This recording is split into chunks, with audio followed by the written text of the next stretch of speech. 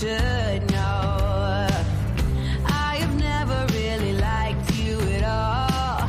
I cannot hide it anymore.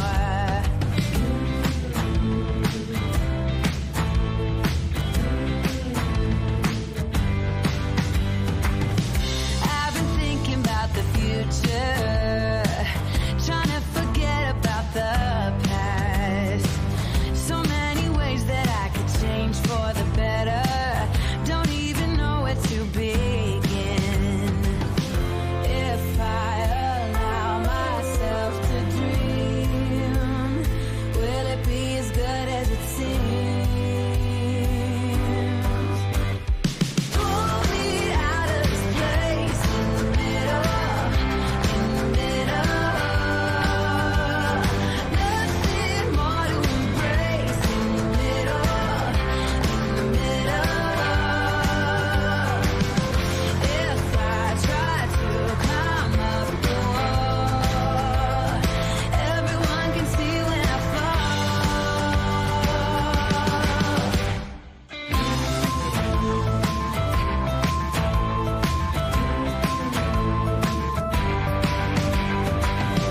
Take me up into the mountains, send me off into the wild.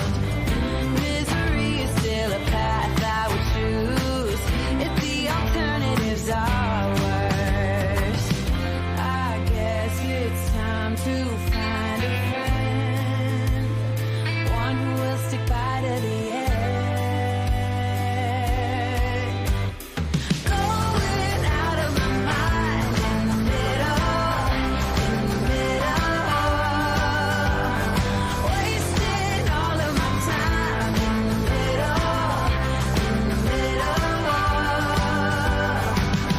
I take a bite and spit it out, unaware of what it's about. I'm not that good at faking it. I feel somehow I've broken it. I don't believe I'm part of it.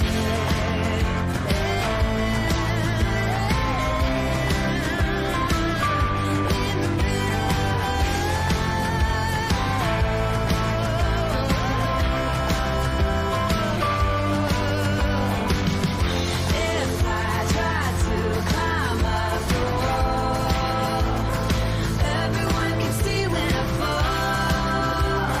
Nothing really matters at all. Pull me out of this place in the middle, nothing more to embrace in the middle,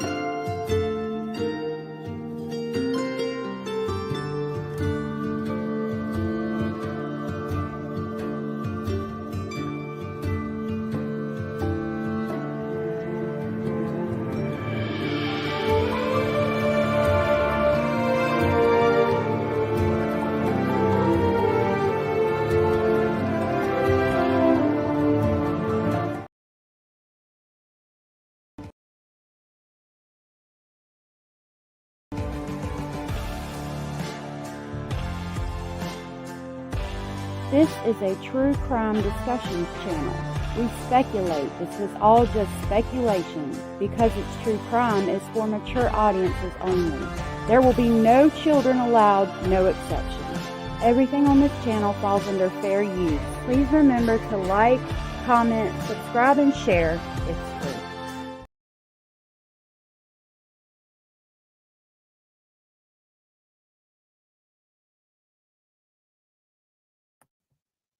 Good morning. Good morning, everybody. I hope everybody's doing okay today.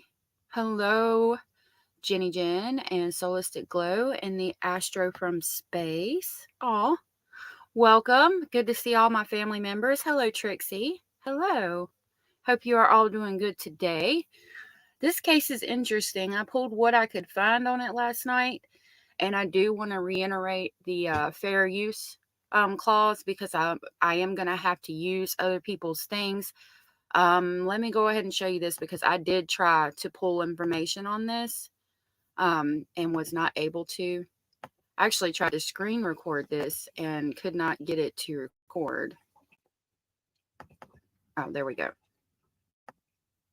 So this, hold on, it's not sharing for some reason. There it goes. Okay. So this is in regard to the Mickey Stines case.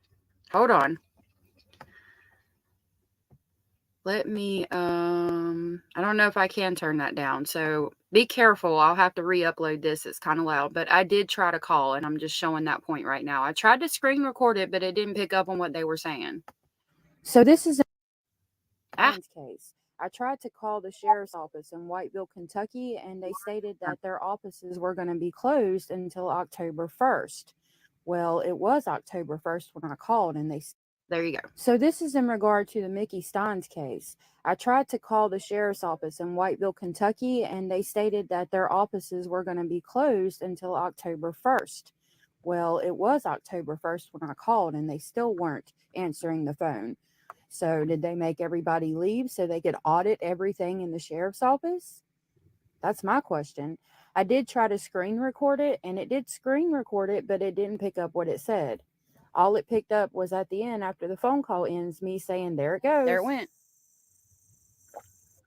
Yep. So this is in regard to the Mickey Stines case. So I did try to call, and it was like an automated answer machine that said they'll be closed until October 1st. But it was like 4 or 5 o'clock yesterday afternoon when I called. So I don't know.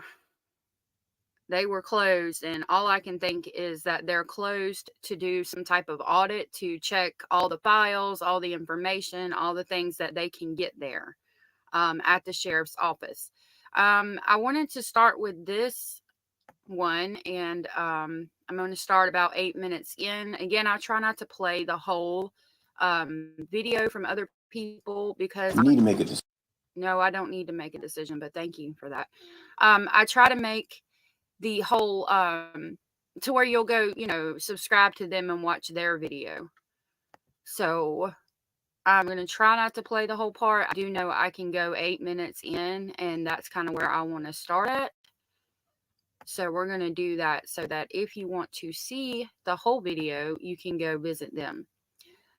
This is Court TV. I am going to use a few things from them. Oh, great. Now I can't see it. Okay, we'll go there.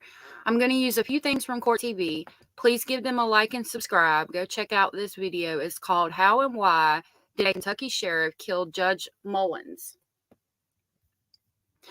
I do want to say, I know that this is a small town and that this judge was the only judge in town. And when you have things like that going on, especially in small towns down here in the South, it leaves the possibility for corruption. You need to have a system of checks and balances in. You need to have several people, you need to have several judges, several people, so that hopefully your hope is that, if one judge is doing something wrong, another one would come up and say, hey, maybe you shouldn't be doing that. Or the same thing with the sheriff's office. If there's another officer if there's a lot of officers, then there's less of a chance of all of them being bad. There's going to be at least one or two good that's going to say, hey, maybe you shouldn't do that. But one judge in a small town leaves the possibility for corruption to run rampant. And it sounds like that was what was going on. So with that, we'll get started. Again, this is Court TV. Please give them a like and subscribe. They know the victim, just like everybody else in the town, but they worked with them intimately. So this is just unreal for most people that have been touched by this in this small town. And Matt, you've been on the ground there, obviously. A lot of rumors floating around, but any idea on the possible motive associated with this? Yeah, and you brought it up earlier, right? It's that federal investigation, that federal lawsuit. That's what people keep on bringing up. There's no official motive in all of this that has come forward. Right now, all of this is still under investigation with the state police. But Court TV has obtained these court documents that I want to talk about briefly. The days leading up to this deadly shooting, just a couple days before, it was Sheriff Stines that was deposed in a federal lawsuit involving a former deputy under his command who pled guilty to forcing a woman to have sex with the deputy in Mullins chambers. This happened years ago. Trigger warning. I'm going to go ahead and put my banner up. Most of the things on my channel will come with a strong trigger warning because I just put out what I find and I try to give you all the deets.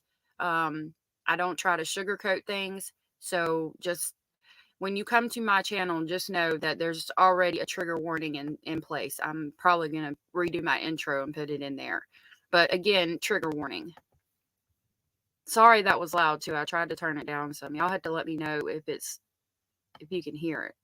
It was like really loud for me, so. After hours in exchange to keep that person out of jail. We reached out to the attorneys, and they say that they're actually waiting for the discovery in this murder case now to see if that will play into this other federal case, sex abuse case. And in those papers, I mean, the allegations are not that the sheriff was taking part in all of it, but the sheriff was overseeing the deputy who was accused in all this? That's very correct. Yeah, I'm really glad that we're making that point. So there's no indication that the sheriff was involved in the sexual misconduct, but he was deposed and brought up into this lawsuit because he was the boss. And also, there is no allegations that the judge had any idea what was going on after hours in his chambers. All right, Matt Johnson in Kentucky tonight. Big day tomorrow. I know we're going to be. Sorry. So that's what I know so far. Let me recap. And we're going to look at the video. So the sheriff walked into the courtroom and went into the judge's chambers. They looked at each other's phones, and then the sheriff shot the judge. I was trying to figure out what could be the cause, what else was going on in this town at the time. And that's why I pulled this and started with this, because I felt like it was important to know that that's how this started. There supposedly was the officers from the jail were taking inmates there and having sex with them after hours. Now, I'll as nicely as I can put this, I have a past. I have been in jail. I have been walked to the courtroom. If you are in jail in most counties, there is a tunnel that goes from the jail to the courtroom, and you walk through that tunnel so that you don't go out in public, and it's just easier to transport inmates through this tunnel that goes under the jail. So if this was happening, I could see it being done undercover, because they would take the inmates and just call them off the block for whatever reason, medical, whatever. Of course, rumors would be flying, and then they would walk them under the tunnel that goes to the courtroom after hours. They would not want to do it at the jail because there's cameras everywhere to make sure things like this don't happen. If you are so brazen to take inmates through the tunnel and to the courtroom or to the jail or whatever and do those things, I'm wondering if there is drugs being taken into that county and sold. Like, if you're so brazen that you're taking inmates and having sex with them in the courtroom or whatever, what else is going on? Because you're awful ballsy to be doing that. Extortion, money. I'm sure there's a lot going on. The Astro from Space says, do we need to talk in my chambers? The judge said, see, y'all, I tried to find what I could. Do we need to talk in my chambers? The judge said to the sheriff. The judge said, I don't think you want the sheriff to talk personally in your chambers. And he said, the Astro from Space says, the feds are investigating the judge drug program too. The judge ain't innocent at all. Yes. The judge supposedly had started this drug program that was supposed to be like groundbreaking and great. I don't know. I saw that. I don't know if I clicked.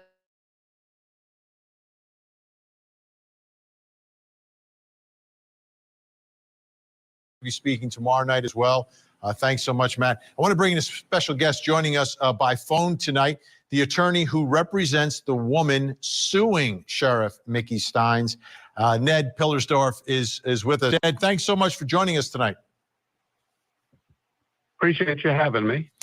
Let me start here. What are the allegations against Sheriff Mickey Stines in this? So we're going to hear JR from what this is the attorney representing one of the women that is suing them.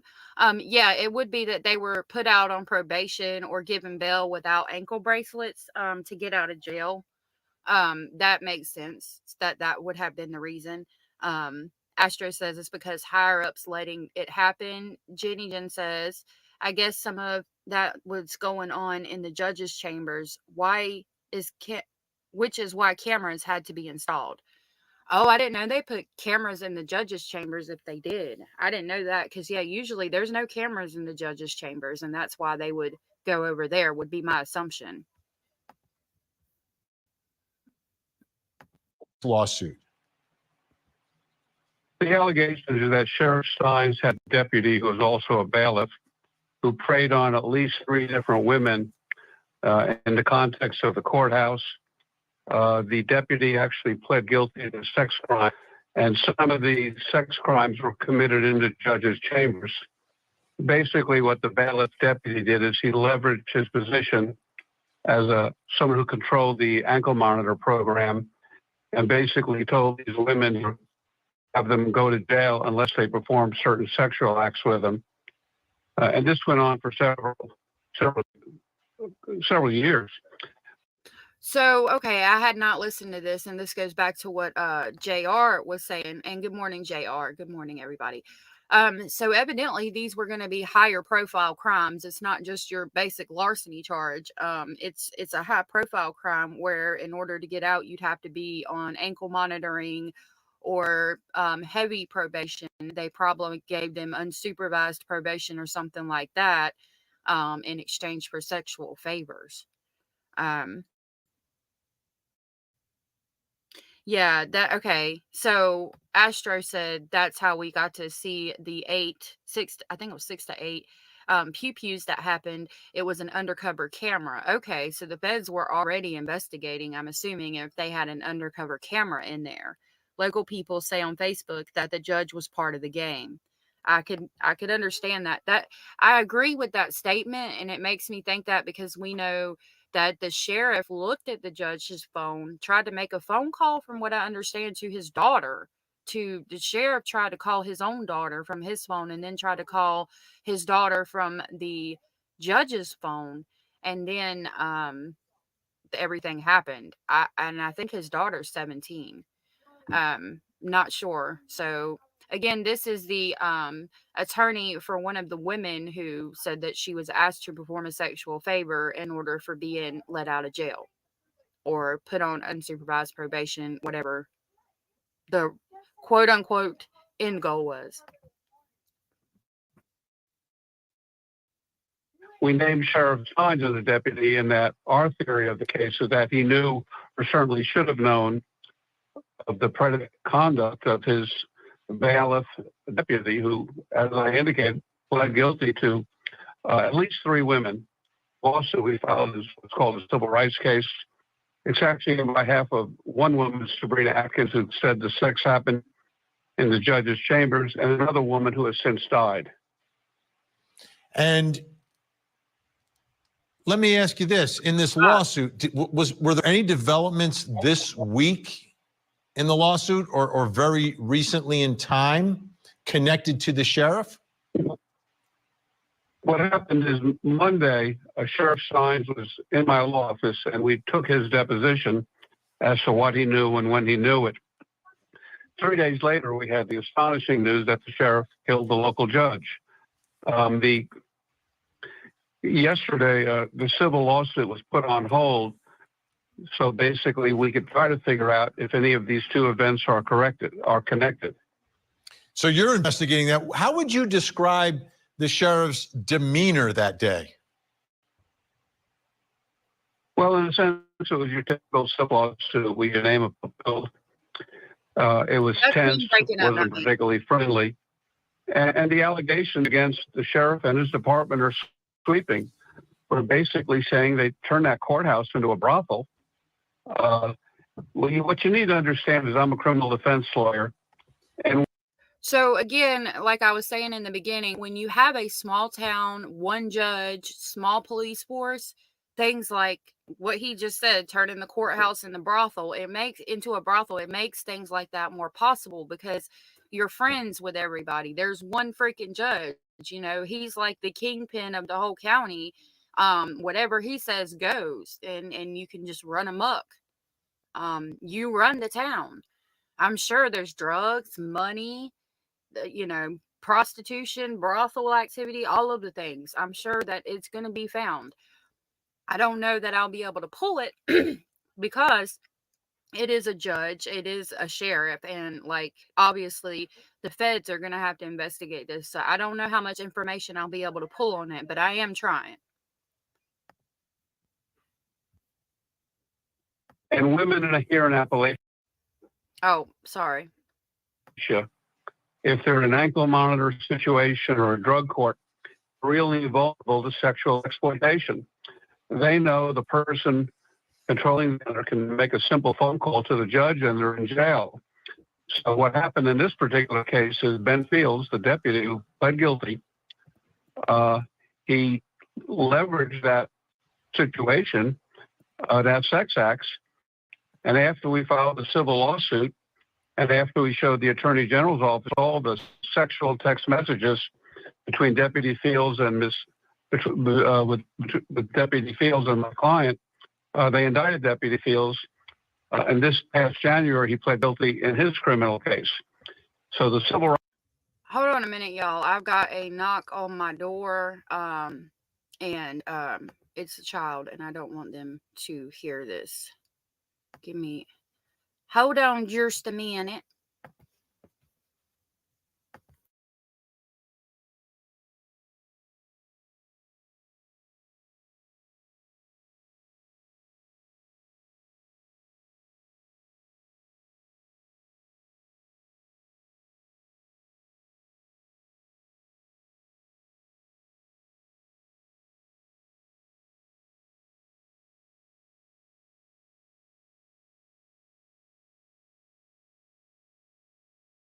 Civil rights case is going on now, and as I've indicated, we took Stein's deposition this past Monday here in my law office in Prestonsburg.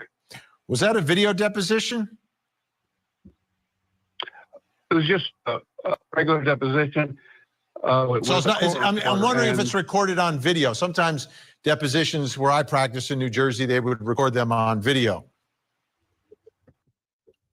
We're going to find out the answer to that, but I doubt it. I think that's how they were kind of able to run them up. Good morning, Shay Safe Space.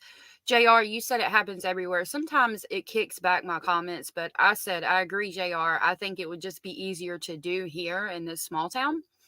The Astro from Space says, the trying to kidnap my wife and daughter, meaning the pastor had the sheriff wife and the judge had the sheriff daughter. The judge and the pastor are best friends. Okay. I saw something about that from, I think his name is Matt Butler, one of the prosecutors or DAs or something, on a Facebook post. And I'm trying to pull that, but I don't know if I saved it. Shay Safe Space says, hi, chat. The courthouse is in my hometown. I'll be there at the courthouse on the next important days. Oh, wow, Shay. So if you have a channel, maybe everybody could go subscribe to Shay, and we might be able to see what she finds at the courthouse. I don't know if you have a channel, but if you're going to record it and put it on YouTube, then that's a good place to go for information. The Astro said the sheriff's daughter was always in the judge's chambers. He was her mentor. Ooh, I didn't know that. That's not good. Jenny Jen says good morning and welcome.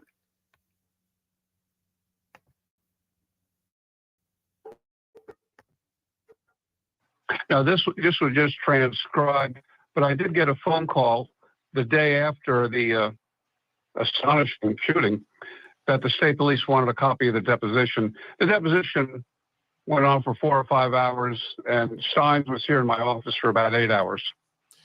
And was there any mention of the judge in this deposition?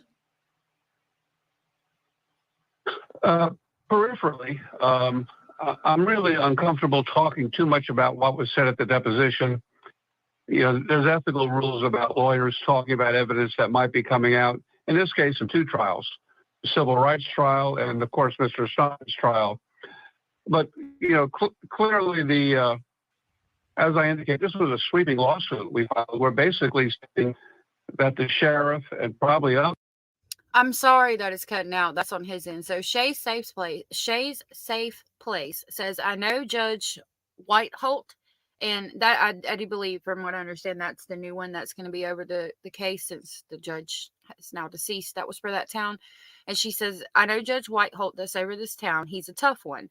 I do have a channel. It's my name. I covered some past issues already. So when we're done here, maybe you guys go check her out. I'll go give you a like and subscribe, and that would be a good place to go get information about this case. Gee, the background moving makes you nervous. Okay, sweetheart. Give me just a second, and I will change that for you. If you guys ever have issues with my backgrounds, please let me know. There was ones that I started with where it was like going through trees, and I was worried that people were going to get nauseous. I've got one with leaves that like barely moves. Shay Safe Space says, I have a video, some past history of the lawsuit. I'll put it on my community wall now. Okay, again, guys, when we're done here, go check her out. I will link you in the description box after this live so people can go check you out. Thank you for the information. Others knew about what Deputy Fields was doing to at least 3 different women, and it went on for a while. So the theme of the deposition, the fairest way to describe it is, what did Sheriff Stines know and when did he know it? And we're talking about a small town courthouse. It's a one-judge courthouse with a local sheriff in a very small town of Whitesburg, Kentucky. And just, I want to make this super clear that one of the assaults is taking place in the judge's chambers, but the judge was not named in the lawsuit and the judge was never deposed. Correct. The judge named the lawsuit.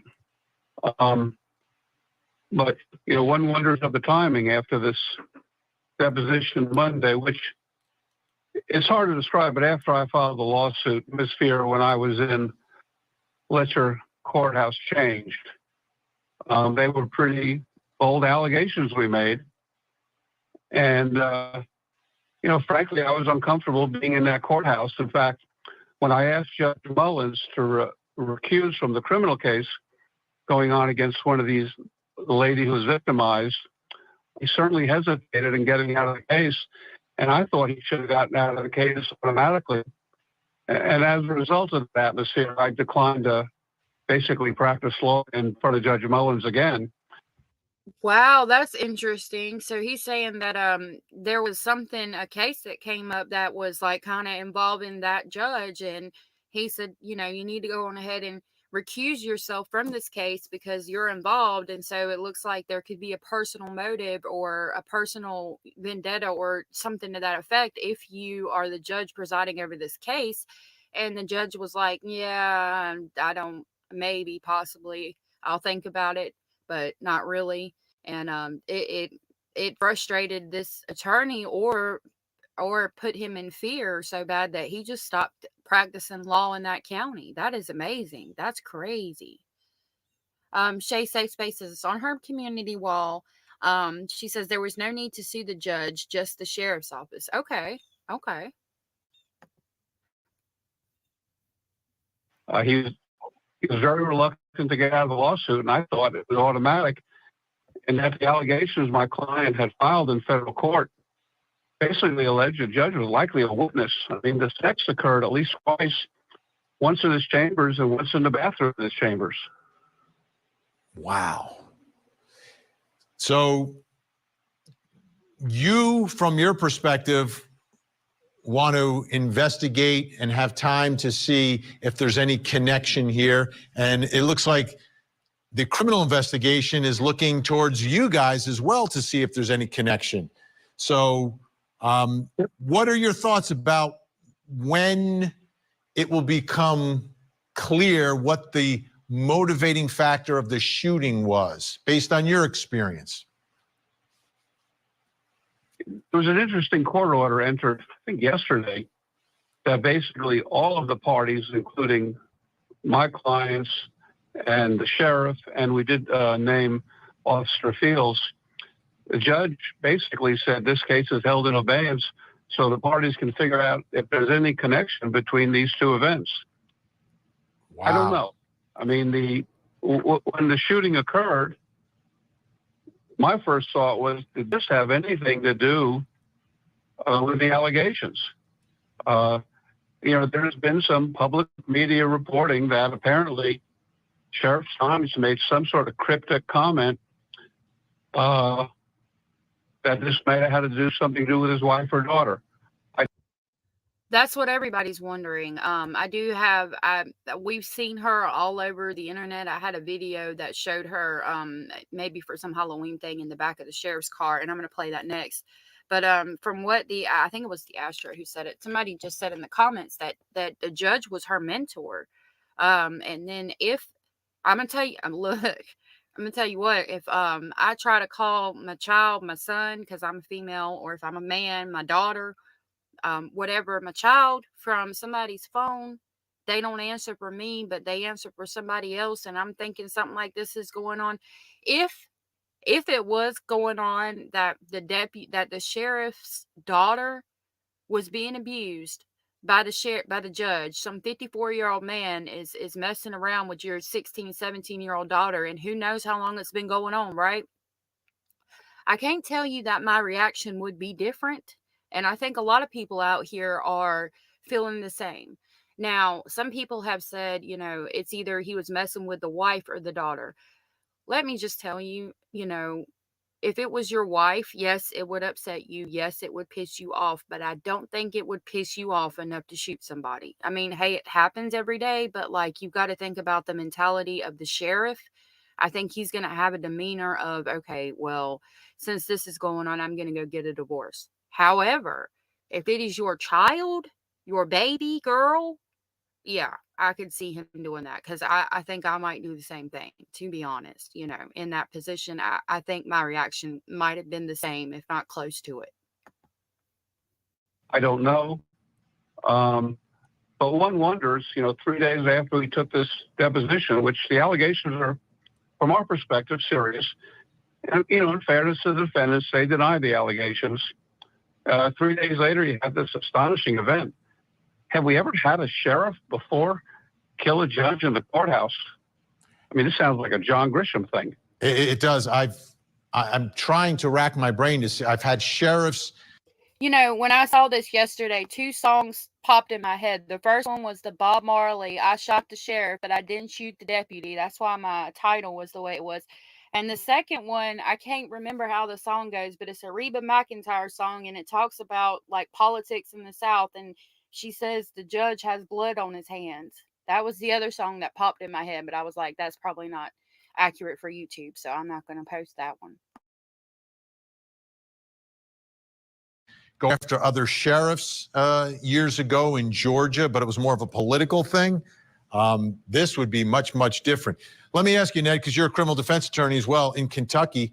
We're all getting ready for this first appearance that's happening tomorrow. What should we expect to hear? What should we expect to learn at this first appearance? What'll happen is Sheriff Stines will likely ask for what's called a preliminary hearing.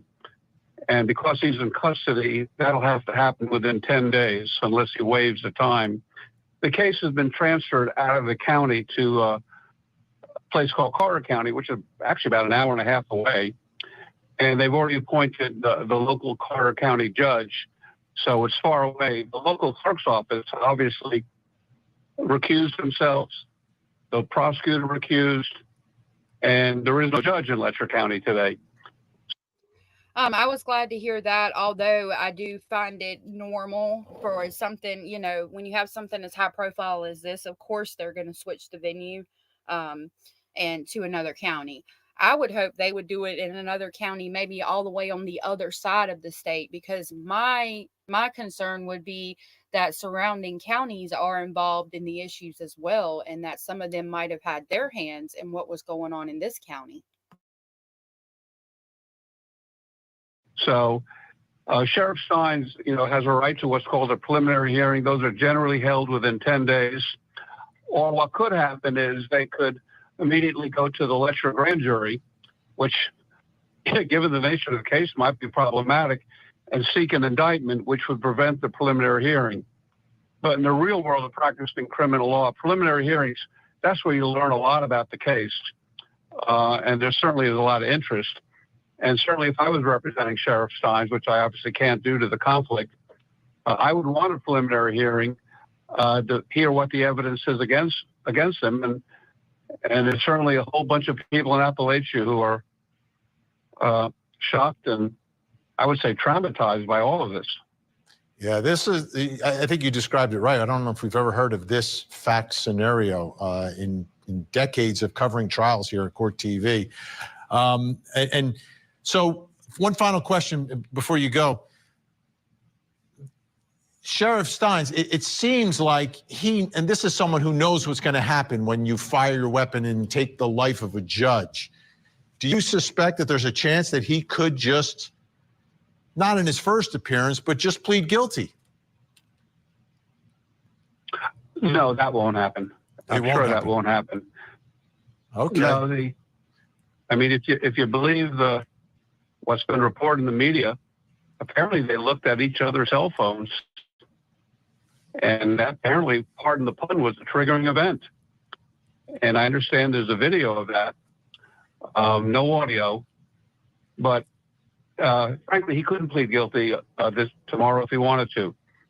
He's the way it works in Kentucky. You're charged with a felony and you're in district court, and if the case he gets indicted, it would be in circuit court. Then it goes to the circuit. What will happen tomorrow, the judge will automatically enter a not guilty plea, and there'll be an inquiry as to whether or not he wants a preliminary hearing.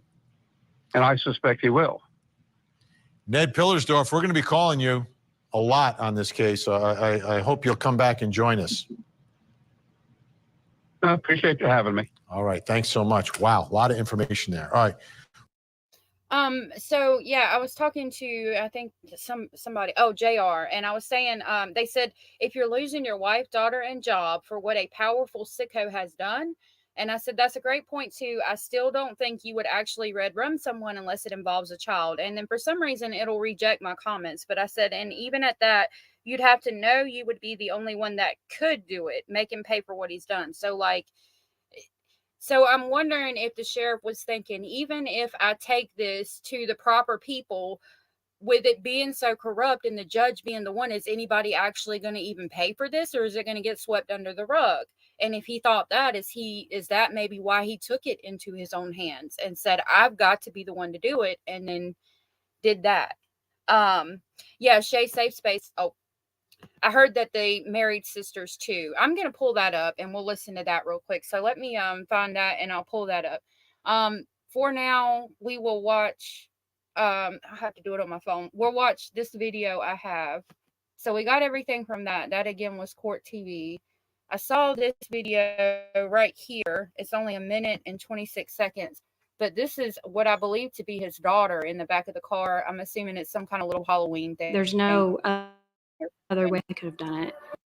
I'm glad for you, ma'am.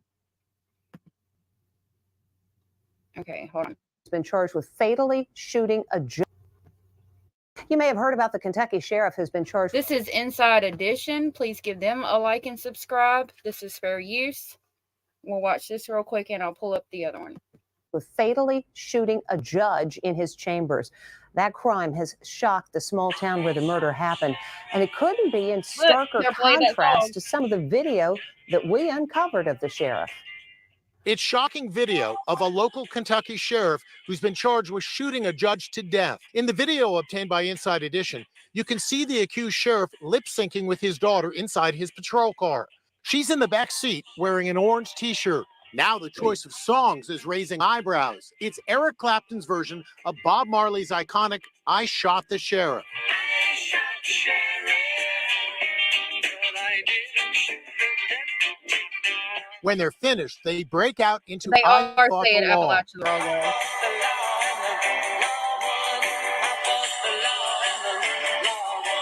Sheriff Sean Stines faces charges of shooting Judge Kevin Mullins inside his chambers in the town of Whitesburg, Kentucky. No motive is known. I wonder if she told her daddy what was going on, and he sought justice for it. I'm wondering if he tried to tell somebody, and that's around the time they shot that video in the car that we just saw. And at some point he figured out nothing was going to be done, and that's when he went into the judge's chambers. Because with her being over there in the way you're going to see in a few minutes, her looking at them and side-eyeing people like the Astro's been saying, I think that he knew about this for a long time. And like I said, tried to tell somebody, realized nothing was going to be done, and then took it into his own hands. Known. Now the sheriff who once sang I Shot the Sheriff stands accused of shooting the judge. The sheriff and the judge were said to be fighting right before the gun went off. Investigators were trying to figure out what that argument was about. Okay, I'm going to do it this way.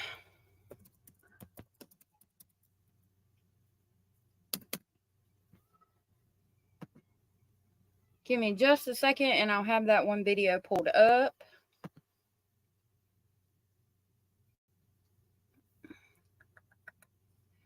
Okay, I'm going to skip to the part where everybody's talking about the wives being married. So this is going to be from the Vinnie Politan YouTube channel. I'm not going to play the whole thing. Please go give him a like and subscribe. I'm going to try to get it to where we hear from the DA. Maybe. It's not one. There it is. All right, so we'll listen to this. In Kentucky and see what the case is. But the why of it, while in most cases has very little to do with proving anything in a case one way or the other, the why of it here could very well be what the entire defense is. So the Astro just told me that video is 6 years old. Okay, so I mean, I hope that he didn't know that long. So he probably didn't know during the time of that video. It was probably just some kind of funny, cute little prank like video thing, which was cute. It was adorable. But maybe he didn't know. So yeah, the Astro said that was 6 years old. Shay said lots of things in East Kentucky are corrupt. Yep. I believe they know exactly why he did it, says Trixie. Love me some Vinny. Carter and Morgan, I'll be in the courthouse. I'm near both. Okay. That was from Shay. JR says she looked like she was about 13. The Astro said they didn't take her phone either. That's interesting.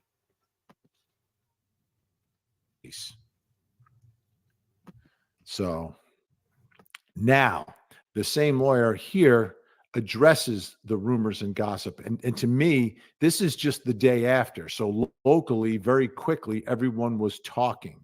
Everyone was talking. And so, I mean, his acknowledgement. There, again, is a lot of good information in this video. So if you want to see the whole thing, go check him out. Of it speaks volumes to me about how loud the rumors and the gossip is getting in Kentucky. So let's take a listen. What I will not be is a source of gossip. I will not be the rumor pipeline. I do not expect you to, and you will not receive an answer if you just want to hear rumors about what happened. If you want to speculate and gossip, do not make me a part of that conversation. I'm not interested in being part of that conversation. And you should really take a look at yourself and ask yourself if you want to be a part of that conversation. This is not the time to gossip. This is not the time to trash people, to do anything other than show love and compassion for the children that are involved in this. I did try to pull this video and I could not find it. I was going to try to pull it to where we could just watch it, because I do try to where I don't have to play other people's things, you know, but I searched for a while and could not pull it. Including my children who lost their unkie, they call him. They lost their uncle. My beautiful nieces have lost their father. I am not interested in answering your questions if you are only looking to gossip or to be a troublemaker, a stirrer up of gossip. Leave me out of that conversation and just don't have that conversation. Be more respectful. There's a loud minority of you all that are doing that, and I'm asking you to stop. Okay. That's the personal side, right? That's the personal side. But this is now a case. The charges have come down, and you've got to look ahead. Every one of these cases, He's going to play there's more of that always an video. issue. There's always an issue. Sometimes it's a whodunit. Sometimes it's a, well, what exactly is it? This is a case about why. Because there's apparently video, surrendered himself, all the ballistics, everything, eyewitnesses. I mean, airtight case about who is responsible for firing the weapon.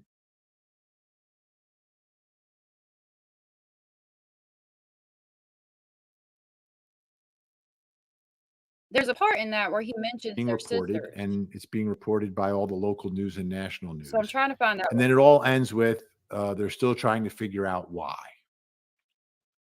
Then there's the other side of the coin, which are all the rumors that are flying. And I'm looking in the chat, and everyone's talking about this in the chat.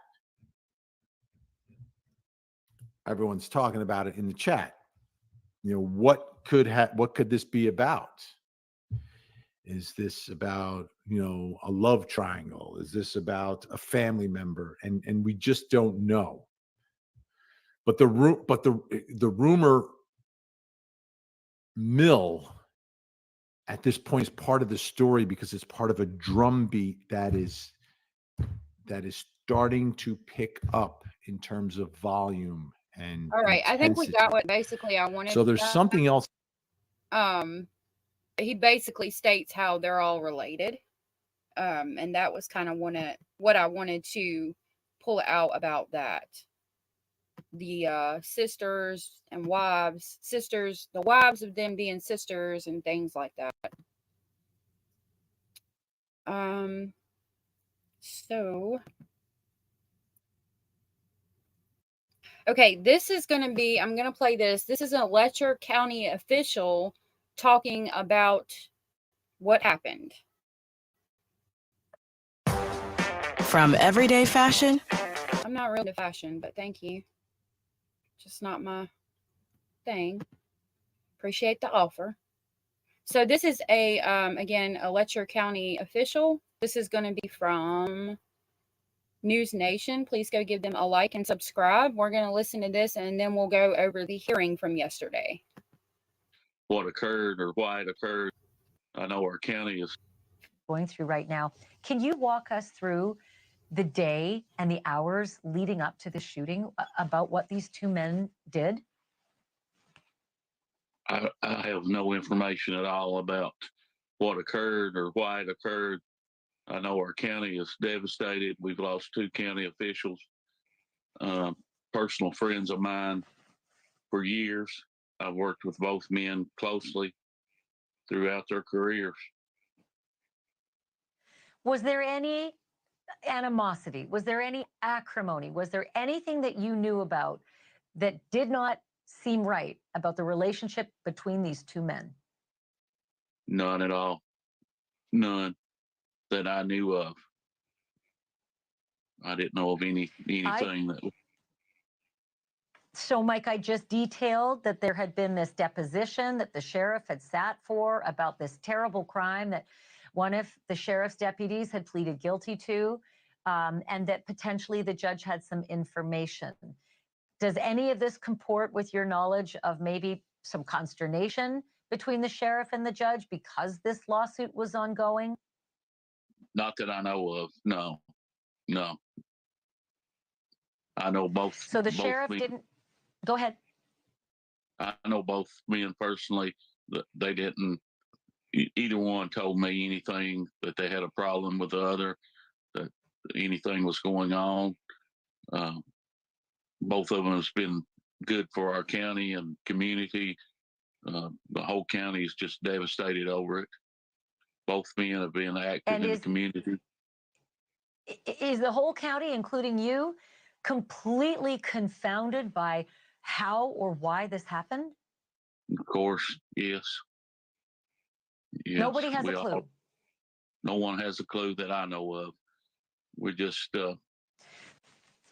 we're all like everyone else. We're just, would like to the local paper, I'm sorry, we've got some crosstalk because of a delay, but I need to ask you, the local paper said that there's video in the judge's office, perhaps even in chambers, because the local paper says the video shows what happened. And I just laid out that both men looked at their phones. So we're going to watch that video. I do believe it's in the hearing that we are going to go over next. But I just thought about something. And again, my channel is based on speculation. This is speculation. This is my opinion, my thought process, etc., etc. Please do not take this and run with it. But I'm wondering if one of the bailiffs caught the judge sleeping with the sheriff's daughter because he was supposedly her mentor, and then basically blackmailed him and said, okay, I'm going to do what I want, and I'm going to bring this inmate that I've been eyeballing over here, and I'm going to do what I want to with her since you're doing what you want to with the judge's daughter, and that's how this is going to go, or else I'll tell on you. And then it became they were bringing over more and more and more and more. That's just my speculation. Again, don't run with that. It's just me, thoughts out of my thought process. Phones right before the shooting, and that the sheriff came around Judge Mullen's desk and opened fire 8 times. Is that accurate? Do you know of the video showing this? I know of the video. I've not seen the video. I'm not sure what it showed. Have you discussed the video and the contents of the video with anybody else, court employees, witnesses, anyone else who could corroborate that, yes, indeed, that is what happened? That's my understanding. So just to be clear, it is your understanding that that is exactly what played out. What the local paper is reporting is shown on a video. You're telling me tonight that that series of events, in your understanding, did play out like that? Some of it did, I think. I think, from my understanding, they Judge Mullins handed the sheriff his phone. The sheriff looked at both phones. He had 2 phones in one phone in each hand. He reviewed the phones. He laid the judge's phone back down and then stood up.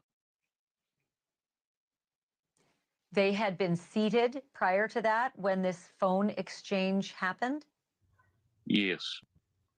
So that tells me that the sheriff knew something. He went over there to verify it, and he was able to verify it, and he knew what he was going to do if he verified it.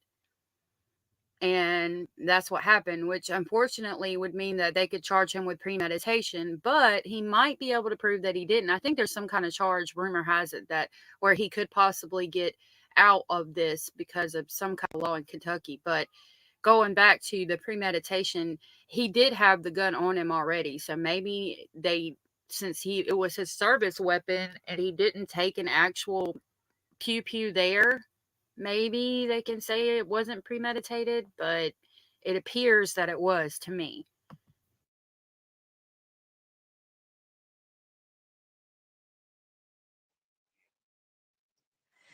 And was there an audible argument? Was there yelling? There was some reporting yesterday that they had been arguing. Is that what happened, or was it all quiet? I don't know. I couldn't answer that. I do not know. The Kentucky State Police is investigating the crime. We all were looking for answers. I've not only lost a county judge, our district judge, but our county sheriff and two personal friends. Was the door to chambers open to the staffers in the anteroom? No. Did those staffers who were in the outside room, outside of chambers, did they report hearing anything prior to the shots? No argument. No. And what about just conversation? Was there a normal conversation in normal tones prior to the shots? They couldn't hear. The sheriff walked in and asked whoever was in the chambers that he needed to speak with the judge in private, and the doors were closed. And they couldn't hear any other conversation after that, even that there was conversation? No, the next thing they heard is gunshots, I think, and they didn't realize if they were from the outside or if someone had came in or what. They evacuated the building. And then I was informed. What does the video I'm not what sure. does the I've video not seen show the next after after the sheriff allegedly fired 8 shots, killing Judge Mullins? What does the video show him doing right after that? Again, I have not seen the video. Yeah, I was about to say. What have you been he told it watched shows? He doesn't know. That he picked up the phone again, the judge's phone, and looked at it and laid it back down and walked out. So after the shots were fired, he did not render assistance. He did not check the judge. He picked up the judge's phone off the desk again, looked at it, and then walked out of the office? From my understanding, again, I've not seen the video. What did he say to the people outside the office the moment he came out? Yes, the Astro said the contact picture broke the sheriff's heart, and judging by what they just said happened, it would make me think that something on the phone pissed him off to that extent, which could be, like he said, the contact picture. If it's like a picture of his daughter, like bent over or something, kind of graphic, yeah.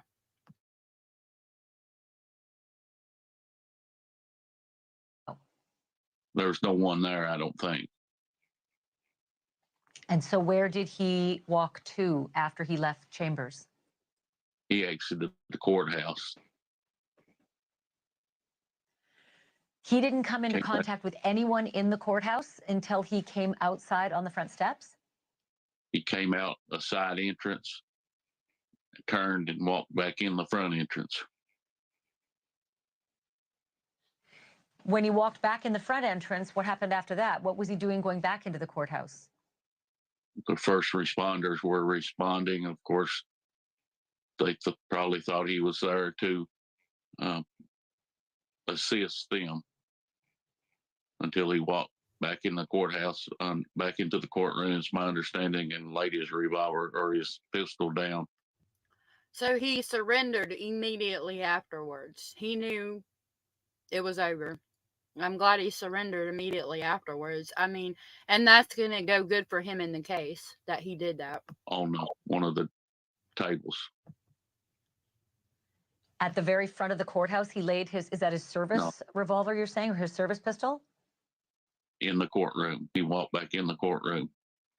From my understanding, again, I didn't see the video, so I'm not.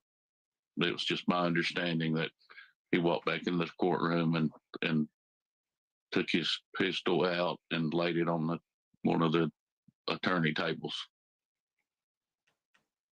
And then surrendered to the responders who were in that courtroom? That's my understanding. And can you just tell me again, was it his service pistol or was it his personal weapon? I do not know. Was he in uniform? He was not. Was he on duty? He was on duty 24 hours, 7 days a week. These are both honorable men. These both are honorable. They were elected by the good citizens of Letcher County.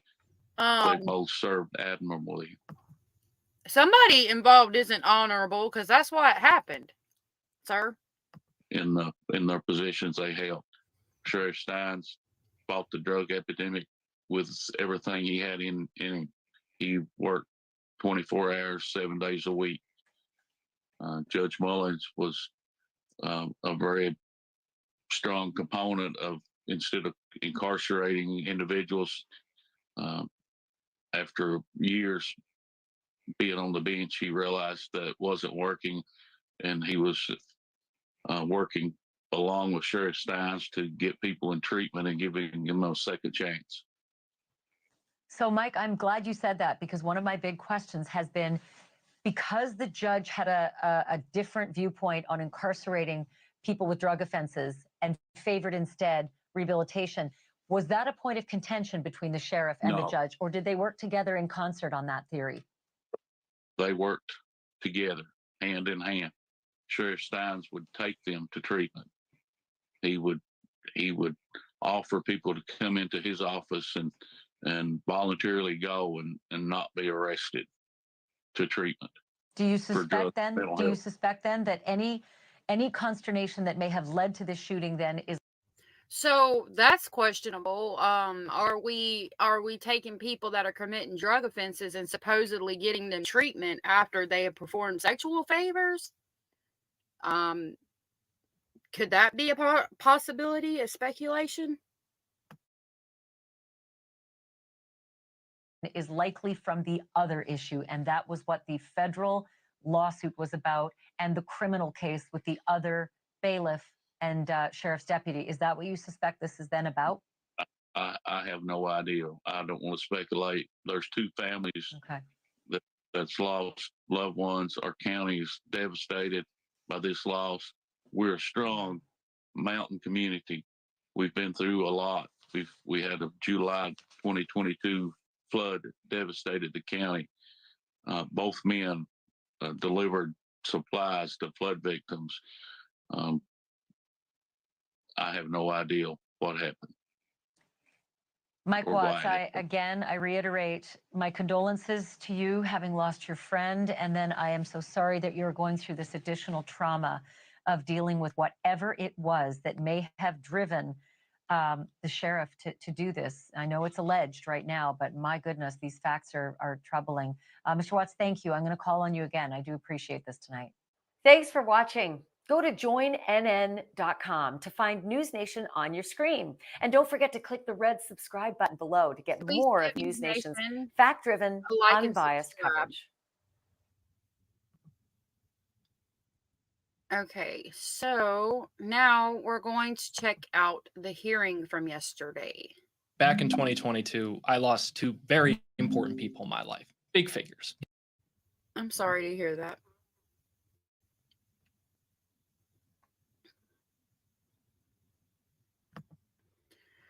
Okay, so this is going to be the Court TV court hearing.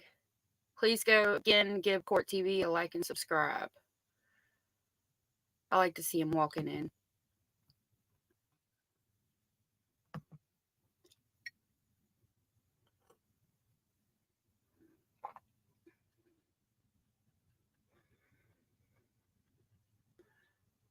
Am I muted? No. Okay. Does it show I'm walking in?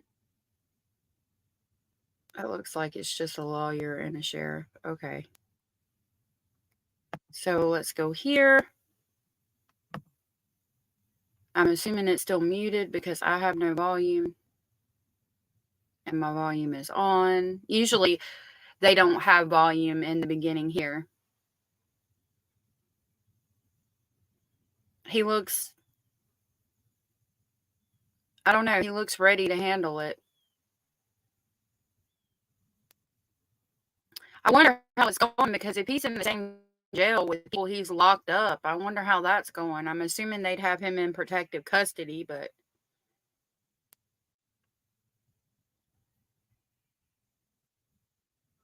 all right.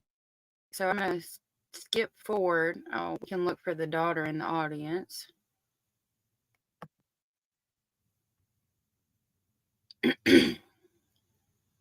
There's the daughter. Oh, dang, I missed it. Hold on, it'll pan back up. So this is going to be the judge's side people. I'm assuming that's some of his family members. I do believe this is the judge's side, because I think the sheriff's on the other side, and we saw his daughter.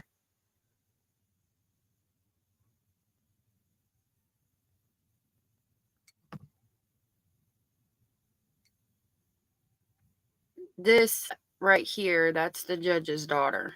And I'm assuming that's his wife, maybe a brother or something to that effect, a son. I want some volume, y'all. All right, we're going to skip to here. Still no volume.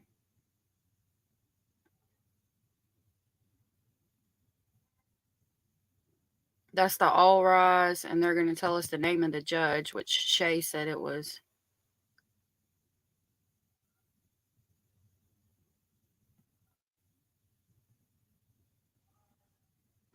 Morgan District Court now in session with the Honorable Rupert Illinois. Thank you, sir. You may be seated.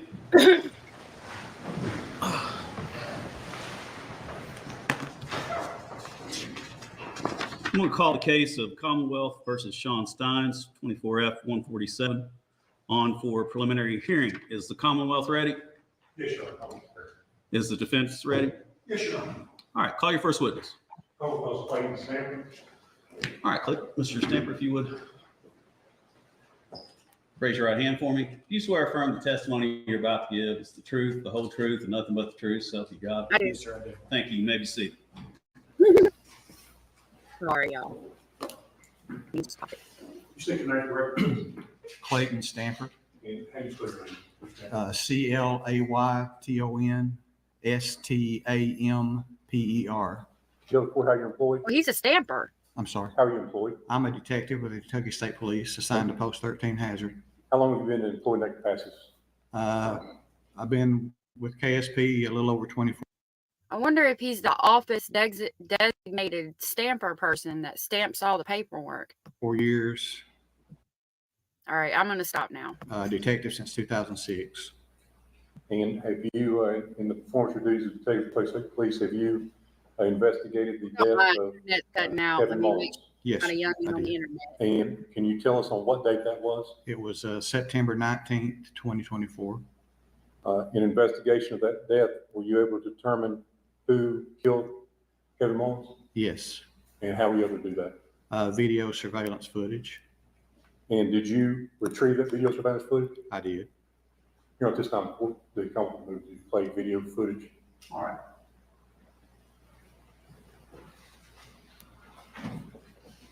All right, object.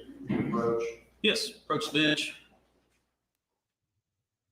I don't know what we're objecting to already.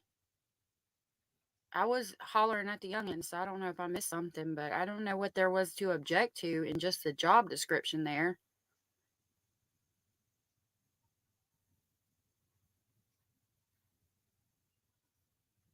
If I'd have called it, I'd tell you what the objection could possibly be.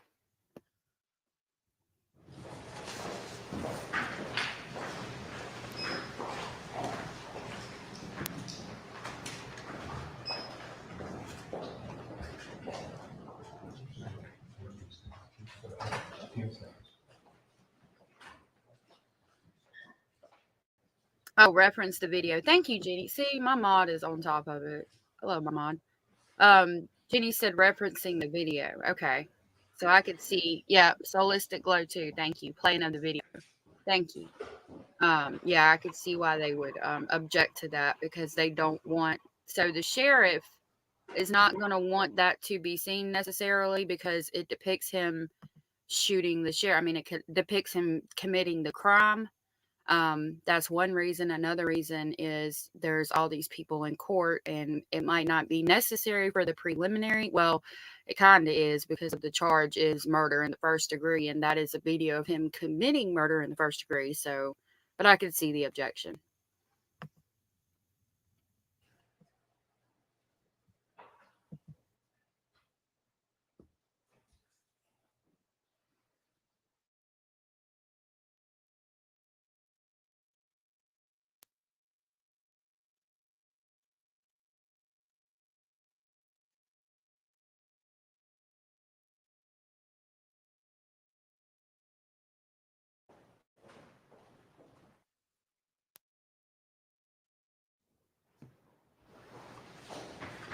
Right, again, trigger You ready warning. to proceed? Call trigger. All right, go ahead.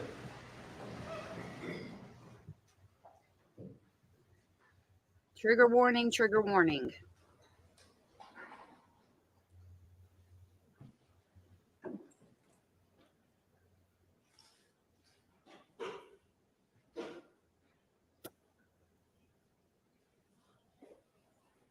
So there we just saw the sheriff right here is holding the gun. The judge appears to be in the corner, but I can't. No, his desk is, so he's sitting in his chair all the way in the corner, and he just held out the gun and did his thing. Solistic glow, literally. Yeah, trigger warning, literally.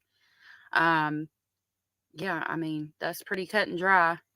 We'll continue on.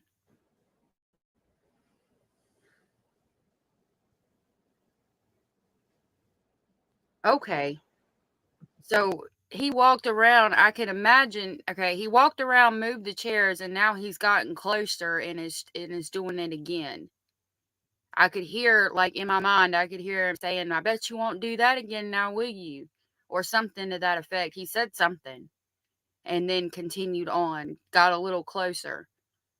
Maybe, how's that feel, you know, motherfucker? And then got a little bit closer and yeah. Again, my speculation. That's speculation. Don't run with it.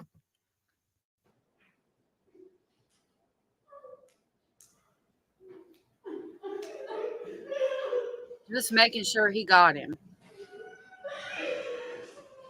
We can hear the family crying. That's horrible. That is heartbreaking. Portion of the video. Yes. That's his wife, I'm assuming.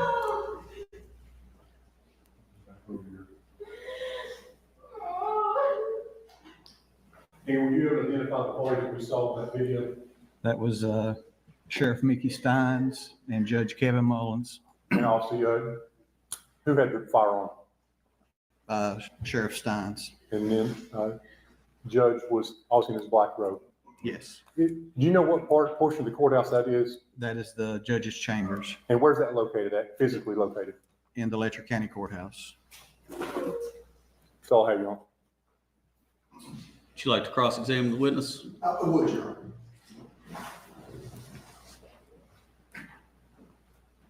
That was a short clip that was played there. How long do you believe that clip was? That we just watched? Yes, sir. Just 10 seconds, 15 seconds. 10, 15 seconds. In fact, the video that was taken in the judge's chambers between the meeting between Sheriff Stines and Judge Mullins, it's my understanding that video lasted much longer, correct? Yes. I haven't seen it yet. If I'm not mistaken, this is the sheriff's daughter right here. So I haven't seen how she's been looking at them yet. I can't wait to, I mean, as bad as it sounds, I want to see the whole video with, well, I think there was no audio. But I want to see the whole video so I can understand more. Solistic Glow says has to be a good reason to go that far, especially as a sheriff. Still not the way to handle it. I agree. I definitely agree. Okay. And have you had an opportunity to review the video? I have. Of the prior incident? I have. And can you describe for us what happened immediately prior to the clip that we saw? Sheriff Stines uses his telephone to make some phone calls. like I stated before, there's rumors that the judge was sleeping with somebody. They've said that it could be his wife or his child. Rumors are more circulating around the fact that it was his child. I think it was his child because if you found out your wife was cheating on you, that's not a big deal. I mean, get a divorce, yeah, it sucks, your heart's broken, etc. It's not necessarily a reason to shoot somebody. And while it does happen every day, if you're a sheriff, you're going to be in the mindset more along the lines of, okay, I'll just divorce the bitch and be done with it. But if you're a minor child who was supposedly being mentored by the judge, and you find out that he has been having sexual relations with your daughter, who is now 17 and has been being mentored by the judge for years, like could have been going on for years, yeah, I think I might have the same response too, being quite frankly honest. If I find out you were taking your position of power and holding that over my daughter and having relations with her when she's not of the consenting age, yeah, I might have the same response too. There's also, a lot of drug issues going on in that county. They were bringing inmates over and supposedly having relations with them. There's a lot. But it's like, it's I mean, it happens a lot, believe it or not. Corruption.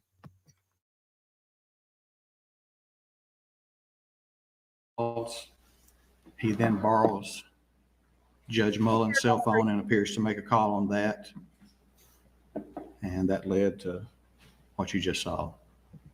Okay, the rumor is that the sheriff tried to call his own daughter from his phone. And then he picked up the judge's phone and tried to call her from the judge's phone, and she picked up on the first ring. And there was some kind of picture, like the contact that he had her stored as, that he saw that basically broke his heart. That's what the rumor is.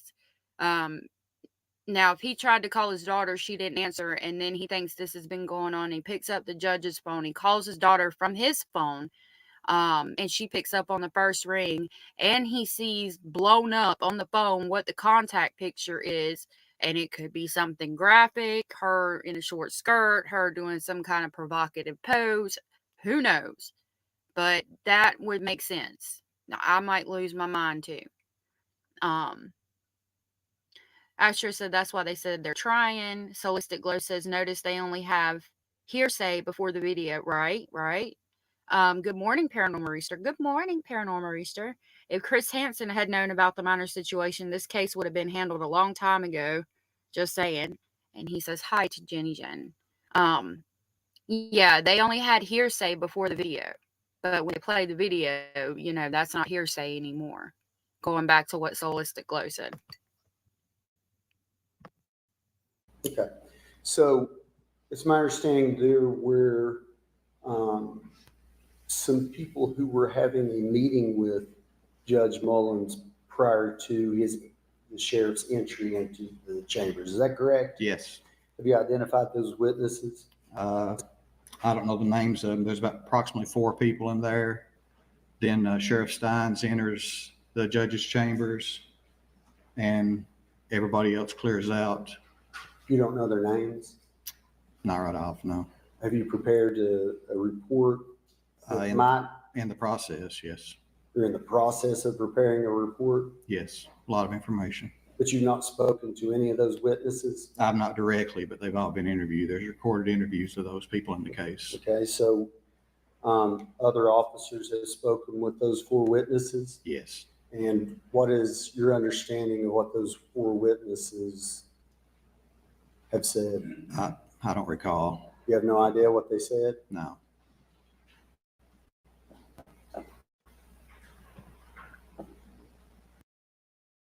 A lot being said about this investigator. Number one, he's from the Kentucky State Police. I want to know if the base of this particular, because the Kentucky State Police is going to have departments and bases all over the state of Kentucky, right? They're not just, there's going to be one headquarters, but they're going to have offices and locations all over. I want to know what office and what location he is coming out of, and if it's close to this county. Number one, because if it is, there's a possibility that he is involved in it too. Number two, I don't like his willful ignorance. Why didn't he read the case files? Why does he not know what the statements of the witnesses that were in the office said before you go to court? Okay, that is troublesome. But looking at it from both perspectives, is his concern that because of this case, he doesn't, like, maybe he doesn't want to tell them what people are saying because he's trying to protect, number one, the validity of his case, and number two, basically protect the witnesses and what they've said. So therefore, he can't go in court and say what they've said and say what they've witnessed because he could jeopardize their safety and the validity of his case. So that could be a factor, or he's involved and he wants to just kind of just like float over the case and just do what he absolutely has to do, but doesn't really give a shit about it because he didn't want to get caught up in the shit either. JR said, didn't they say he left lunch early and went and picked up daughter early from school? I don't know. That's interesting. Solistic Glow says, sounds and looks like he made confirmations and did his thing. Phone records, need both phones. That's for sure. Yep, we definitely need the phone records. Solistic Glow. Jennifer, hi Jennifer. Jennifer says, wonder where the trial will be. I think they stated that it is in a county close by. But again, as far as that goes, I would want it to be in a county across the state, like all the way on the other side of the state. If not, in a surrounding state. You got Virginia, West Virginia, Tennessee, Ohio. I don't know what's above Kentucky off the top of my head, but I would want to move it all the way to another state because you don't know who's involved in this. Like, this man's from the Kentucky State Police. Where is he located? You know, who's involved in this? This is big. I want to make sure I understand. Had there been a hearing previously this day in chambers? In the courtroom? No, in chambers. Not that I'm aware of. Okay. And so there's a video camera that is running in the district judge's chambers. Is that on all the time? It's my understanding, yes. And have you spoken with anyone about why that may be? No. I mean, there's cameras throughout the courthouse. Well, fair enough, but are you familiar with district judges' chambers normally, how they're set up? No. I mean, some of them have video surveillance and some don't. Right, but this one does. Generally, when they have surveillance, you agree with me that that is utilized when there is a proceeding going on in chambers, correct? It could be, yes. Okay. And I'm just asking, so this video didn't have an audio recording to it, correct? No, there's no audio. Outside of once the four people that were inside that we don't know their names, once these four people had left the chambers, were they in an area adjacent? Okay, so if this camera was placed in the judge's chambers because of preliminary hearings and not preliminary hearings, but like, you know, where the attorneys go and talk to the judge, if that's why the camera is there, then obviously it would need to have audio. So I want to know, is this camera normally have audio and it didn't for this case? And if so, who wiped the audio before they pulled the evidence? Where they could hear anything that was going on? Yes, I believe some of them did remain in the next room. Okay. And what did they tell us? Do what? What did they hear? I've not been part. I wasn't part of those interviews. Okay, so if I'm understanding correctly, you're prepared for a preliminary hearing on a murder, and there are witnesses in an adjacent room. I mean, they heard gunshots. Can I put my question, please? Yeah, let the plaintiff ask the question. Thank you, officer. So you are investigating a murder. Okay, when you are an officer, you have to speak very specifically. Like, obviously, we know they heard gunshots, okay? But if he's saying they heard gunshots, then it has to be written in the report. So then I'm going to go back to, is he not saying what he's heard because he's trying to protect the witnesses? murder and testifying in a preliminary hearing, and there are witnesses who may have overheard what preceded this edited. Right, I would think so, JR, but they were stating that there's video camera in the judge's chambers to record the attorneys talking, okay? So if they're recording, like when the attorneys go in there and they have a moment with the judge talking about a specific case, you would have to have audio. There's no point in just seeing them there. Like, you would need to know, the whole point of the camera would be, in my opinion, to understand what's being said so that you have that record for the case, even though the judge, the courtroom, the jury, the defendant, the plaintiff, all of that might not be privy to that information. If there's cameras in the judge's chambers, I would assume it would be to record that. And if they're recording that, you want a bunch of video with a bunch of people standing around with no audio would be my question. I mean, it's possible, of course, but I would think the reason would be to get the audio of what the attorneys are saying in the judge's chambers, but I could be wrong. He says JR says cameras were put in after bailiff pled guilty to taking women in judge's chambers. Okay, that makes more sense. But again, would you not want audio? I mean, maybe not, because like if they're going in there to do the deed, it's kind of, you can kind of see that you don't really need the audio. So maybe it was set up that way so that they're not picking up audio of the attorneys talking to the judges privately, but they are able to pick up if somebody's doing something nefarious like that. So that's possible too.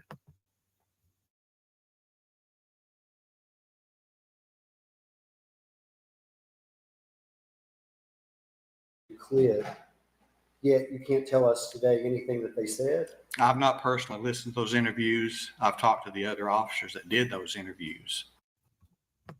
So if they are undercover cameras, and nobody knew they were in there, then I would think they'd still want to have audio, though. I mean, I would think. And why don't they have audio for this? I mean, that's just my question. Why do we have cameras with no audio, especially in this day and age? Like I said, it could be because you didn't want to pick up what the attorneys were saying to the judge in private would be my only thought on that, but.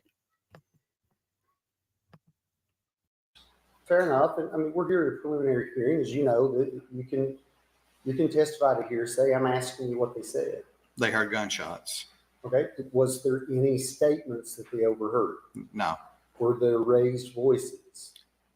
There, one person stated that she didn't recognize him as being Judge Mullins' voice, but heard somebody say, "Help, help." Presumably that would be after the firearm was drawn or shot. Objection, Your Honor. I would withdraw, Judge. Withdraw. So is there any testimony that you can give us today about any statements or arguments or the content? So, right, put there without telling anybody, so that the people who are committing these crimes would still continue to commit the crimes. But I would still think you would want audio. Although, like I said, if you're going in there and having relations, that's pretty visible. You don't need audio. Solistic Glow says you have to keep records for defense. That is a good point. My question would be, do you have to keep records of what's said in private in the judge's chambers? Because that's supposed to be private. So I don't know. I would think you would have to have a record of that, even if the jury, the defendant, the plaintiff, and the courtroom is not privy to what you're saying. I would think there would still have to be some kind of record, but I'm not sure. JR says he needs to protect investigation and trial evidence. That's what I'm thinking, because there's no way that you're this willfully ignorant about your case that you're come upon. I'm thinking that he's got to protect the integrity of his investigation, and he can't do that by testifying about it in court, because the investigation is still open. Of that argument prior to the shooting? No. Okay.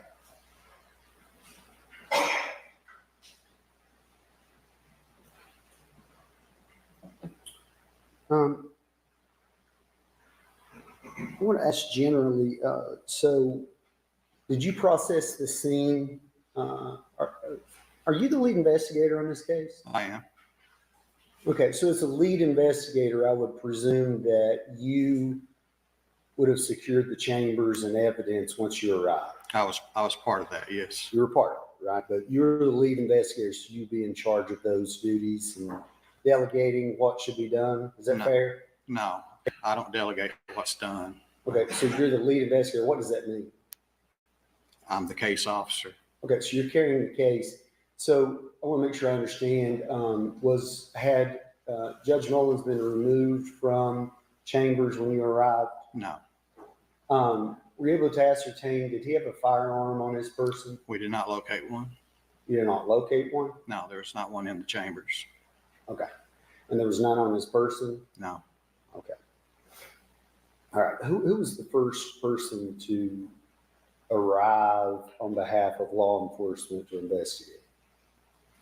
They were already in the courthouse. Fair enough, but I'm talking about in terms of people that we may see a report from or take part in this investigation. Who would be the first? That's going to be important because if there's other officers that knew what the judge was going there to do that day, there's a possibility that they would have removed evidence. So that's going to be important to this. Yes, ex parte. That, I mean, the only thing when you say ex parte, I think about ex parte order of, like, custody. I'm not sure.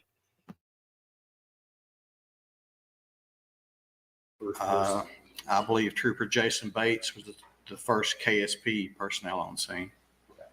And you spoke with him, and I did. And he searched and did not locate a firearm? No, he didn't search the scene. No. His role at that point was security of the scene. I understand, but I'm just trying to ascertain. You said earlier that there was no firearm found. No. I'm wanting to know, can you tell us, was it specifically searched for a firearm? In the judge's chambers? Yes, sir. There was myself, Detective Chris Collins, Detective Scott Caldwell, Detective Eric Caldwell. That's all I recall right now. Okay, but I'm trying to understand. So who searched specifically for a firearm? We all did. And that was specifically something you looked for? Yes. Fair enough. Okay.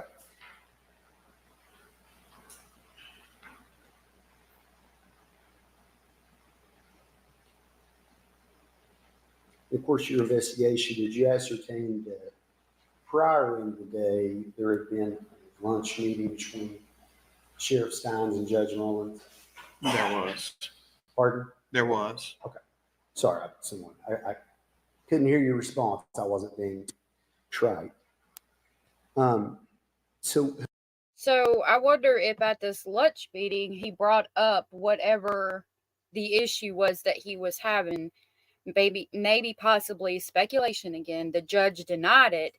Then if he went and picked up the daughter from school, like someone said in the comments, he talked to the daughter and the daughter said, yes, he did.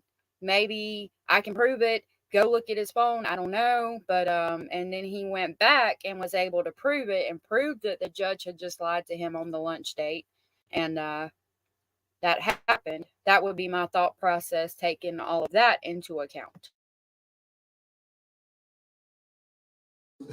Where did this take place? It's a restaurant called Street Side, and it's just down the street from the courthouse. Okay. And it's my understanding there were a couple of other people who attended the luncheon? There were several, yes. Okay.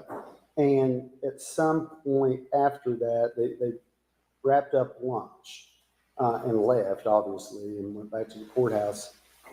Are you aware of anything so far in your investigation that would tell us there was any issues at lunch between Judge Mullins and Sheriff Stines? No. Okay. But someone on behalf of the KSP has spoken to those witnesses? Yes, they've all been interviewed. And there was nothing unusual that had arisen during that luncheon?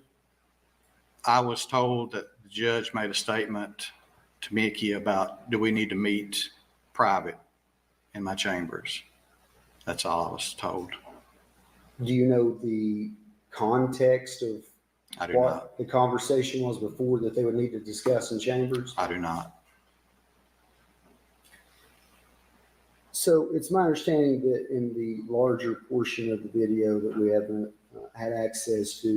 So if we're taking that into account, then he's saying we need to talk in private, and that's why he went into the chambers so they could talk in private, and that's when that happened. Everybody's saying hit the thumbs up. Thank you guys. I try not to ask people to do that. Y'all know what to do. So I leave it to y'all. But thank you guys for putting in the comments. That means a lot to me. I really appreciate y'all doing that. Solistic Glow says, Shay, if you're still here, JR asked how long has he been sheriff? Solistic Glow says, a judge shall not initiate, permit, or consider ex parte communications only in extreme cases. Is it allowed? Okay, thank you for that. No. The judge said that at the lunch. Yeah, the judge said that they need to meet in private during the lunch.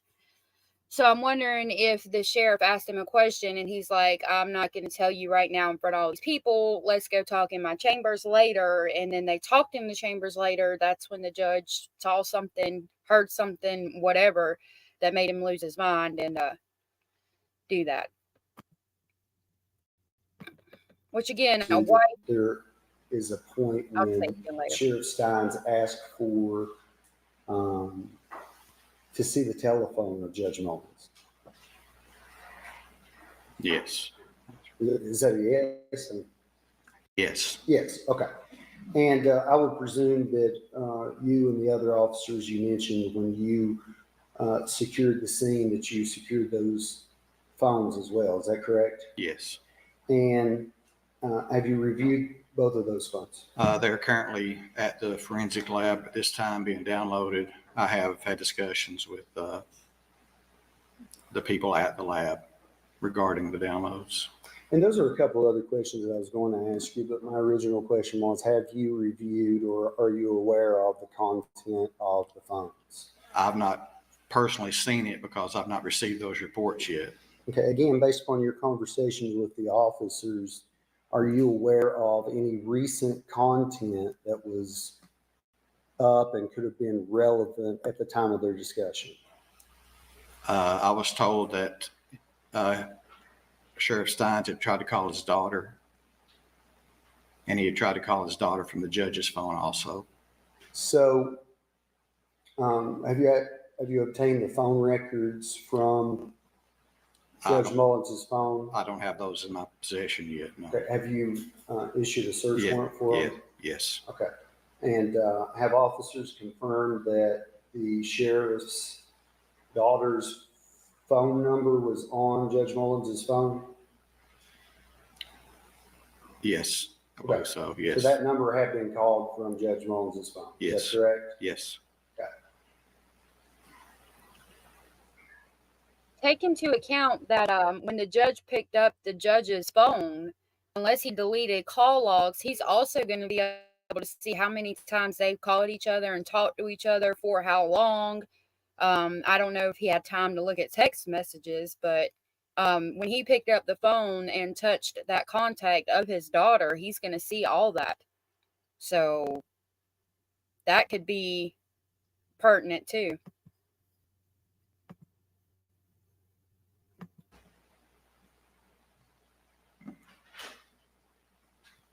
So we don't have a viewing of what transpired during that exchange of phones. But based upon your review of those moments prior to, when Sheriff Stines observes that cell phone, was he previously seated? Yes. Okay, so in the clip we saw, he was standing the entire time. He was seated in front of the judge's desk. And he looks at the cell phone. What is it? Can you describe his reaction in the video that we haven't seen? Whose reaction? Well, the sheriff. You can't see his face in the video. Okay. But is it clear that, does it appear to you that, let me rephrase this. Did he stand up after Yes. looking at the phone? He stood up. And how long after he looked at the cell phone and stood up, did this occur that you played? Just seconds. Did you make the decision as on edits today for what you were going to present?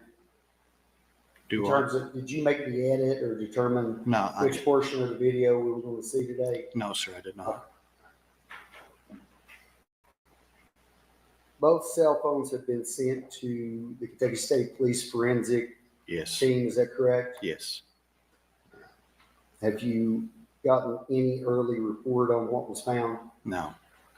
Were both phones still on the desk when you arrived? The judge's phone was on the desk. Sheriff Stines' phone was on his person. Okay. So are there photographs of, was the phone locked at that point or was it still open? Both of you asking about both of them, or? Well, first let's talk about, that's fair. First, I'm talking about Judge Mullins, since it was the one that was still on the desk and presumably nobody touched it prior to you securing it, correct? No. So, yeah, so would like to know about that. Have you ascertained what was currently open on that cell phone? No, I don't know at this point, no. You don't know? No. Do you think that will be, important to learn? I'm sure the sheriff left whatever it was open on the phone. Obviously, you know, most phones after about 30 seconds go to the lock screen. So the phone was probably locked. But the sheriff looked at something, set the phone down, and then did what he did to the judge. So whatever he saw is probably open and still on the phone. I don't know, like it would be in the video footage if he picked the phone back up and did something. And we haven't seen that. So yeah, it's possible. But I don't think this is willful ignorance. I think he's trying to protect his case. And therefore can't really testify about it in court until he's concluded his case. I hope to learn that when the report's ready, yes.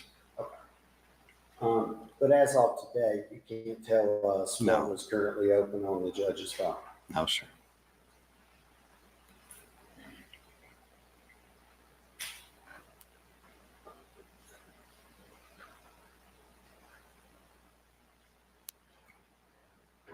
Did you conduct an interview with Sheriff Stein's daughter?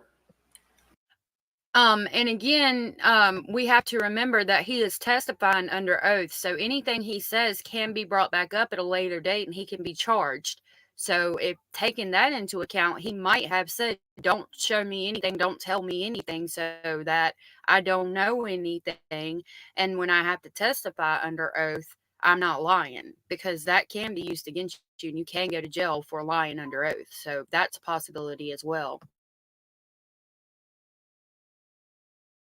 I did not, but she has been interviewed. Are you aware of who was present when she was interviewed? Lieutenant Randy Combs and Detective Anthony Trotter. And she was interviewed with or without her parent? With. So her parent was present at the time you interviewed her? Yes, I believe. I wasn't there, but yes, I think so. Law enforcement has not spoken to her without her parent present?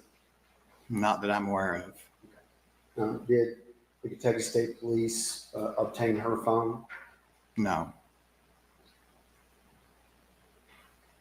You intend to obtain records for her cell phone number? Possibly, yes. Do you believe that? That is concerning. We need, for the investigation to be done correctly, you need to know what was on her phone. You need to pull the records. So he's saying possibly yes, which I mean, I would hope they would pull the records. You don't necessarily, I mean, in this day and age, you might not necessarily need to have her phone because you might could pull all the records. Especially with, I'm sure 3 later agencies are going to be involved in this case because it is because of the profile of it. Are you saying that you don't know because, again, trying to protect integrity, or you just are being, you know, complicit at this point? That would be assume that you'll do that? Could be, yes. Had you already intended to do that, or did you just respond to my question? Well, the call should be on the judge's records too. Well, I understand. And she's made statements about what occurred during those conversations. But you still need to verify it. Good morning, Tina Marie. Tina Marie says, I want to know why they didn't take the daughter's phone as evidence as well. Very strange because they can retrieve deleted content. Right. I want to know if they have to have the phone to retrieve deleted content or if they can pull it from just records. Maybe I'm thinking you might not be able to as like a local sheriff or, Kentucky State Police, but there's obviously going to be 3-letter agencies involved in this case. So maybe they can and he didn't have to take it. Although it doesn't look good regardless. Regardless, you should have taken her phone, in my opinion. I understand that, but I would presume that have you ascertained whether Judge Mullins also had apps that stand? So the Astro said, JR said he's being questioned by the defense attorney. Well, either way, he's investigating the sheriff and the judge, so he has to be careful what he says to protect the integrity of the investigation. In my opinion, the Astro says they want her to delete stuff. That phone had spicy stuff, cool content. That's interesting too. Yeah. And that would mean that they are complicit and they want her to get rid of the shit. But considering what her father did, I don't know that she would. I mean, if my father did something like that, I don't know. I mean, I think I'm going to keep all the evidence I have to try to protect my daddy. So again, if that was the case, would they not take her phone and delete it? But then it has to be entered into evidence and there's a record. So yeah, I don't know. All of that's possible. Stand outside all phone records? I've not received those records yet. I don't know what's on the phone. Well, fair enough, but I mean, did you look at the phone? Did it appear there were apps on it? I'm not the person that's qualified to look through the phone. Okay, but you're familiar with cell phones. They can host other forms of communication. Yes, sir. What's the objection? He's asked a question about 4 or 5 different ways. The officers, the detective repeatedly said he does not have to report the phones. He's not looking at the phone. He can't testify that matter. I'll let him ask the question, and he can only testify what he has personal knowledge about. Absolutely, yes, sir. Thank you. Right. So you're aware that JR, it wouldn't surprise me if that phone did end up in the bottom of the lake. Phones can be used for apps such as Facebook. Yes. Okay. And that is not something that is captured by cell phone records. You would agree with me? I agree. Okay. So in light of that, although the records may be mutually the same, right, the same between Judge Mullins' phone and the sheriff's daughter, do you believe that you could also ascertain other information from the cell phone app content? Are you asking what apps are on the phone? Yes. Well, that was my original question. I don't know without.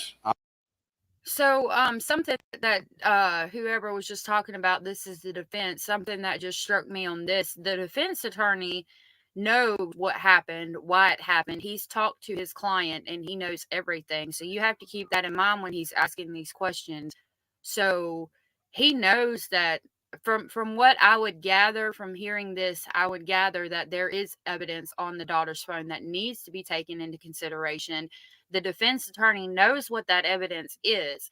And he's saying, bringing up the fact that, why aren't you taking the phone and using the terms that are necessary in the court of law to basically say, why aren't you investigating the phone, trying to point that out, or bring attention to the fact that there could possibly be evidence on the phone that they need to look at. Because again, he's the defense. You have attorney-client privilege. So his client has told his attorney everything and why the attorney, this man right here for the defense, knows why the sheriff shot the judge and what evidence, where to find it, etc., etc.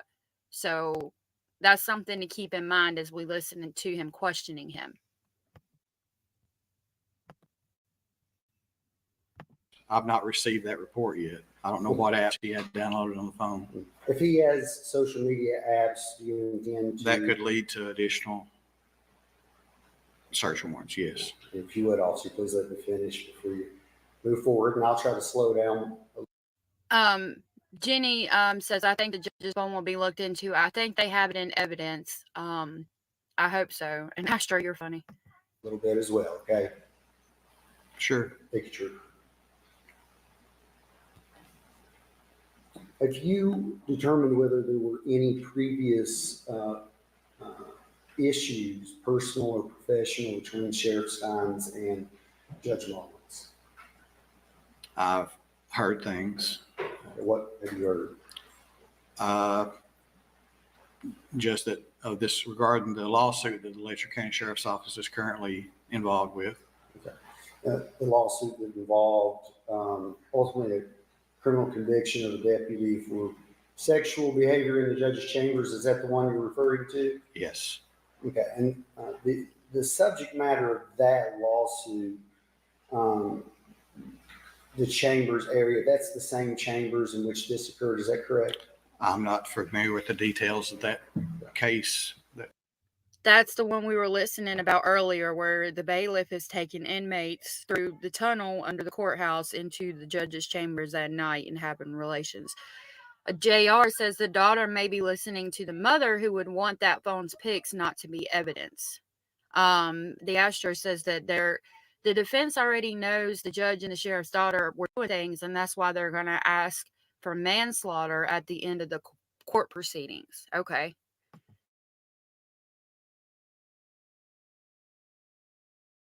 That the lawsuit resulted from.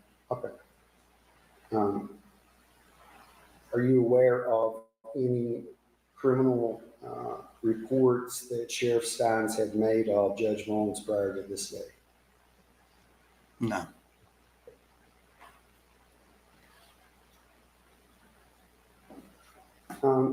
Did you personally observe Sheriff Stines following this video? Did I personally observe him? What? Did you meet with him? Did you talk to him after? He was in custody when I arrived at the courthouse that afternoon. And at some point, did you draw any observation about his demeanor? He was mostly calm, I thought. I mean, I talked to him, but he didn't say nothing about why this had happened. But he was calm. He was kind of afraid that basically all he said was, treat me fair. That's basically the comments he made. Okay. Did he also make a statement about, I didn't see it in the citation. You're somewhere along the line, I saw a statement being attributed to him about protecting his family. I wasn't present, but when he was taken into custody, I was told by one of the other officers that were there that he made the comment, they're trying to kidnap my wife and kid.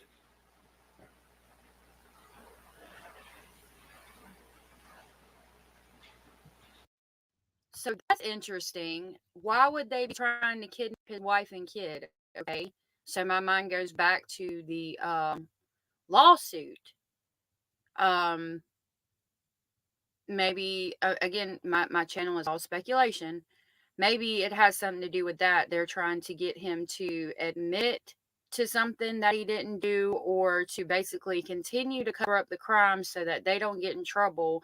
And they are going to kidnap his wife and daughter in order to make the judge complicit or compliant.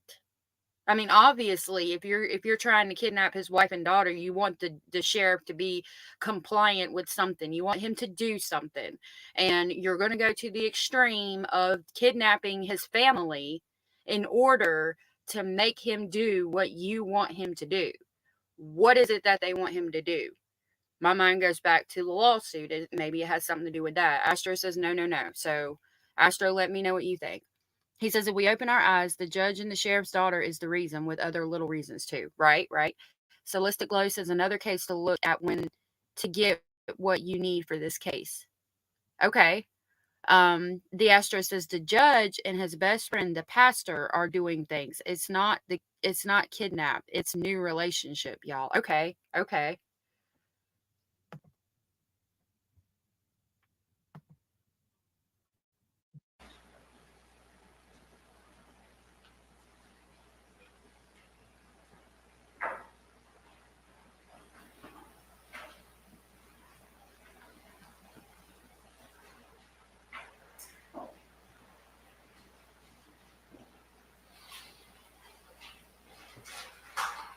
Lord, the pastor's in on this too, like the whole damn town. I just made that ascertain connection. any evidence that this shooting was pre-planned? No, not at this time. And would you agree that from what we've seen so far, right, from the evidence you've seen so far, the shooting was a reaction to what was on that cell phone in that moment? Is that accurate? Judge, also speculation outside of his civil expertise. Sure, I believe that if he has formed an opinion about the investigation up to this point, especially at a preliminary hearing, he can speculate on that. Or sustained. Sure. So, is there anything other than the content of the phone that this video will reveal to us about why this took place? No.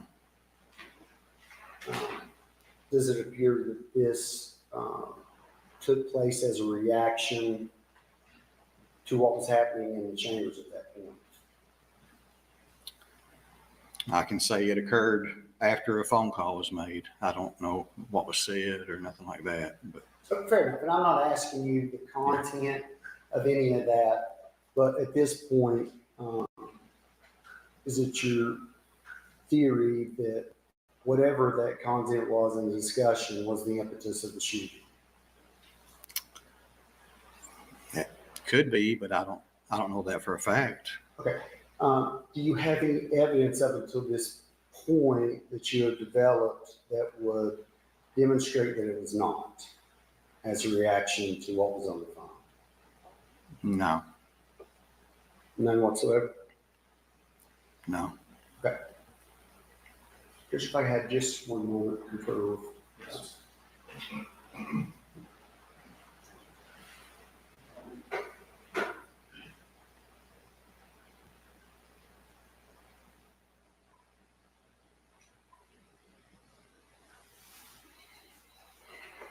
Whoa. The Astro says the judge and pastor was a drug trafficker. He just got pardoned by the governor. Now the feds are watching them. Whoa. We got the judge, the sheriff, the pastor, the governor, like the whole damn town. You're not doing all that without, I mean, again, I have to question what the Kentucky State Police knew. Somebody knew. I mean, you got the whole damn town. Goodness. The pastor was a drug dealer just a few years back. Oh, wow. Okay. I mean, everybody can change their ways. Believe me, I should tell you my story sometime, but good Lord. That's not good.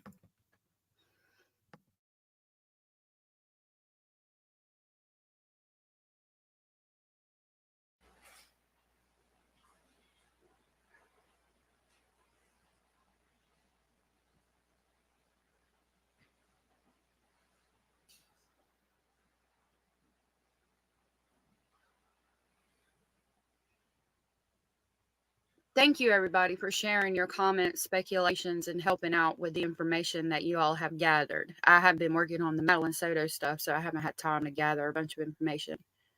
I am going to be putting out some of the interviews from the beginning of that today. Did you attempt to speak to Sheriff Stines at the Leslie County Jail after the incident? No. Did anyone from your agency attempt to interview him? Not to my knowledge, no. And at that point, had he asserted his right to an attorney or anything? No. But nobody went back to try to talk to him or do an interview? No. Okay. It's questionable, JR. I think I have one other question. In addition to cell phones that we discussed, the cell phone of Sheriff Stines and the cell phone that you found of Judge Mullins, were there additional phones that you were able to obtain?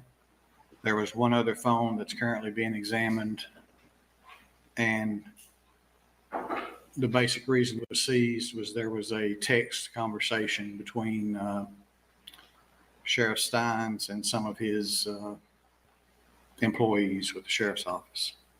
Okay, and that was an additional phone of Sheriff Stines? It was a phone of, I guess she's the, I don't know what her title is, but she's employed. She's not sworn. She's employed by the Letcher County Sheriff's Office. And she voluntarily gave her phone to the person that interviewed her. Okay, and just out of curiosity. So that's telling me that the sheriffs and other members of the police department knew information pertaining to this case. Did they go in after him? Did they know what was going to happen? And then when they heard the gunshots, they knew what to do too. And they're obviously going to act like they didn't know anything, so they're not involved in the case as well. Possibly go in, cover up evidence for the sheriff if he's got somebody in agreement with him and what he's going to do. Just out of curiosity, what could you explain why that was relevant or germane to your investigation? I didn't conduct that interview, but it was, I guess it was regarding the dinner at Streetside and things that led up to the shooting.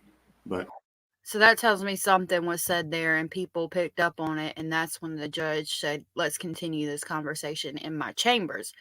Astro said the judge's other side piece. Why did no one else give their phone? I agree with that too. I have questions. But I don't have those results either, so I don't know exactly what was said. Correct me if I'm wrong. I thought when we discussed that earlier that you indicated there was no evidence that the conversations at the lunch. I haven't seen those conversations yet. I've not received the downloads from the phone. Right, but I asked you if you're aware of any information that could have been gleaned from witnesses at that meeting. And as I recall, you said no, but there is some information that something was discussed at this lunch. Is that correct? I don't know what was discussed at lunch. I understand, but you obtained this lady that we don't know her name. You obtained her phone in an effort or based on a belief that she would be able to demonstrate what was said at lunch. So you would agree with me, you believe that there is a witness or information that may have popped up at lunch. There's a recorded interview with her in the case, and I'm yet to receive the downloads of the phone, so I don't know what they contain. Okay, has that phone been sent to forensic examination as well? Yes. All right, thank you. Also, that's all I have. Thank you. Redirect. Questions. Has Judge Mullins, he's since the medical examiner's office? He was. Okay, so from what, okay, so this is Kentucky, the state of Kentucky versus Sean Stines. So we just heard him questioning on behalf of Sean Stines. Now we're going to listen to what basically the state of Kentucky has to, the questions they have for this Kentucky state police officer who's taken over the case. Was. Have you received that report yet? No. Have you had an informal conversation with him regarding his cause of death? Yes. And what was that? Multiple gunshot wounds. The video we showed earlier, that a true and accurate clip copy of what you received? Yes. Hopefully, introduce comes exhibit number 1, Your Honor. Any objection? Your Honor, I'd ask, of course, all we saw today was the clip, but I asked it be admitted in its entirety, Your Honor, as an exhibit. You want to respond to that?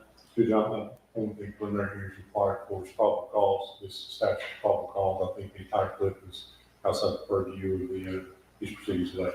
I think if you want to see the whole video, you should have objected earlier. I'll admit the short clip. Yeah. I'll have the clerk enter that as exhibit. So again, okay, the defense for the sheriff is asking if you're going to enter a clip, you need to play the whole video, and the state is saying, well, you know, if you, I don't have, or you know, for whatever reason they're not, and the judge is on the side of the state. I don't like that. I mean, if you're gonna enter clips and things, you should be playing the whole video. However, like the judge said, you know, his point is that if you wanted to play the whole video, you should have said it in the beginning when they showed him shooting the sheriff. And I can agree with that. So I want to know if the whole video is going to be admitted as evidence in the actual trial, and I would definitely assume that it is. Number one.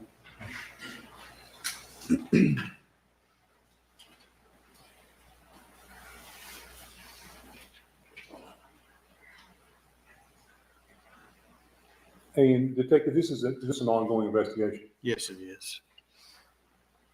And as this ongoing investigation proceeds, you will be obviously interviewing more people if necessary, submitting more evidence to the lab. Yes. That's all I have. Recross. All right. Any other witnesses for the Commonwealth? No, all right. You may step down. Any witnesses for the defendant? I'll find probable cause and bind this case over the grand jury. Anything else? Anything else before we turn court? There's no, we're not allowed to sum up, Judge, what. Oh, if you want to make an argument, sure. It sounds like I may change your mind, Judge. It is a probable cause hearing, so, but yes. I understand. Take your best shot. Thank you, Your Honor. Well, so, you know, murder under our statute, as the court knows, and I'm not telling you anything you don't know, but if there is an issue as to extreme emotional disturbance, then there has to be some evidence that would rebut that. And specifically, when I asked the witness today if there was any evidence to rebut that this occurred as a direct result in the moment of this observation being found, they have none. And I give it's just probable cause. But I think they've established probable cause for manslaughter first, but not murder. Because I've heard nothing that indicates that this is not, you know, an example of an extreme emotional disturbance relative to the following. Okay, my argument would be that there's not enough evidence entered yet into the preliminary hearing to justify what the cause of what happened was. So therefore you can't argue for manslaughter yet. That would be something you would need to do at trial, because we don't know enough yet. That would be my argument. Let's see what the judge says. At any rate, Judge, respectfully, I understand the court's previous ruling, but I did want to address that with you. No, that's fine. Let the Thank you, Your Honor. Commonwealth respond. Thank you, Your Honor. Extreme emotional disturbance is a defense. There's not been a defense presented here to this court today. The evidence presented to this court today is that the judge was intentionally shot and killed, shot multiple times by the sheriff, and there's probable cause to the grand jury murder charge. Yeah, I agree. There's probable cause to proceed with murder. Sure. All right. Anything else before we adjourn court today? Your Honor, So basically, yeah, what they're saying is, you know, you saw the video and that's enough for a murder charge. You can go for manslaughter when they have the trial. We don't know enough yet to justify a manslaughter defense. Good morning, Mary Brown. Good to see you here. Thank you for your comment. Mary says, I think this was not cause he suddenly went nuts. This is a reason. There is a reason, and it will be his defense. I agree with that. And I think they're going to try to lay that out very crystal clear so that they can get the manslaughter charge. But yeah, again, this isn't the time to try to lay out for a manslaughter. It's a good question so that you're going ahead and being charged with manslaughter. But again, there's just not enough evidence to say justifiably that, okay, we can see he was acting in the heat of passion, and therefore it could be, you know, we know that he didn't go in and murder the sheriff of malice forethought or whatever. We don't have enough evidence to justify that yet, would be my thought process. in terms of, we'd like to discuss, if we could, lodging from here where he's transported. Is it the court's intention to have him take, and I don't want to discuss that potentially publicly, Your Honor? I'm not sure I can make that help you on that. Yes, Your Honor. So he definitely needs to be taken somewhere far, far away. Because of the whole town being involved in this. He's not safe anywhere near there. I mean, we could. You're welcome to staff report Being and detained. discuss it. I'm not sure I can tell the. Yes, sir. So the transport order that was entered that will direct Sheriff Stines to go back to where he came from, Judge. Is that fair? Let's adjourn court and we'll talk about that. Yes, sir. I don't know that I can change where he's going to be at. I understand. Yes, sir. We can discuss it. All right. Thanks, sir. All right. Court's adjourned. Yes, sir.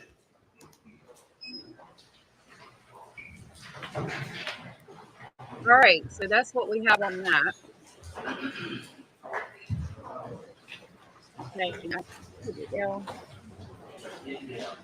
So it just shows people leaving. I wanted to see if the daughter looked at anybody. I couldn't see the the daughter side-eyeing the judge's family, but whatever's on her phone is going to be pertinent to this.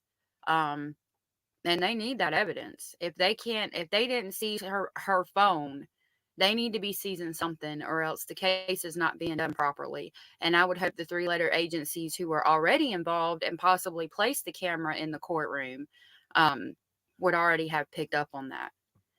I had a few funny clips to show y'all. The Astro, you seem to know a lot about this too. Let us know what you find. Let us know what you found out. I had a few funny clips that I saw last night about the P. Diddy thing. I support Jaguar Wright. I don't know if you know who she is, but you should look up her interviews. She knows all about this stuff. I remember her because I used to listen to DMX and Eve and stuff back in the 90s or early 2000s, actually. And I remember Jaguar.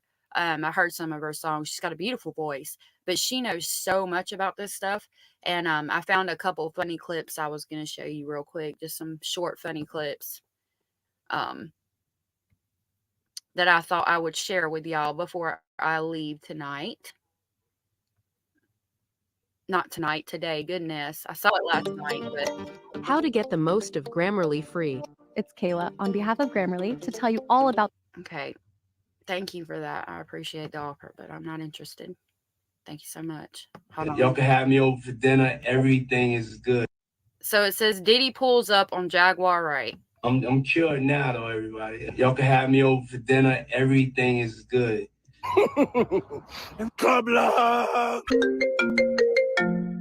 This is love. I'm telling all about what happened in bad boy offices, Pop. You fucking done it. Well, I guess it's time for everybody to know who you are. Sean, P, Diddy, Honeycomb. I'm gonna tell them all about you at 8 a.m. I'm gonna confess your sins for you since you won't do it. You send somebody to my fucking house to see what the fuck happens. Don't make a killer out of me. I got my gun right here.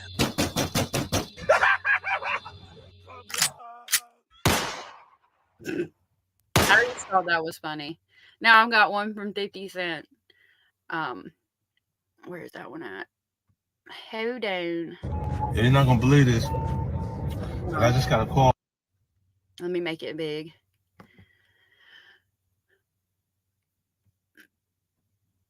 $50 Cent is always trolling P. Diddy. So here we go with this one. You're not gonna believe this. But I just got a call and Puffy's confirmed for Shreveport. That's what? Okay, go around. Everybody be scared to drink. Go wake up. Wake up, you're sore.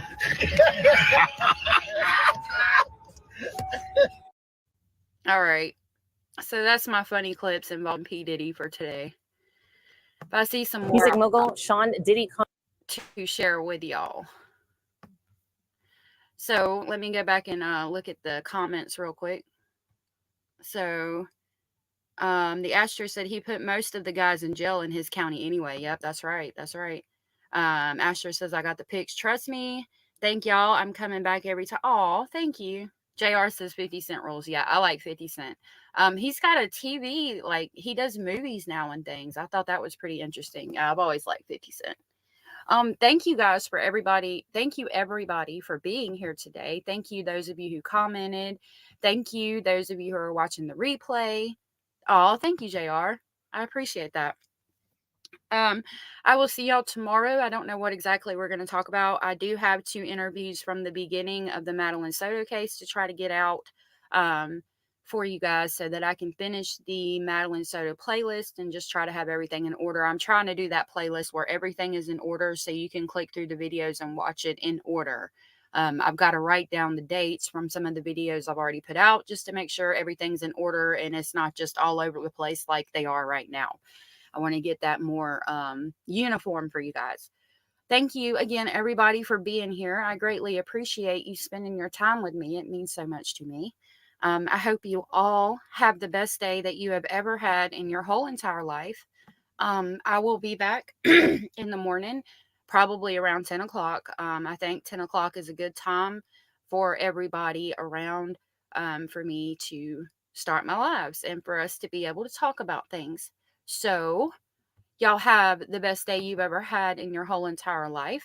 And I will see y'all tomorrow. Thank you again, everybody, for being here. Thank you, those who commented.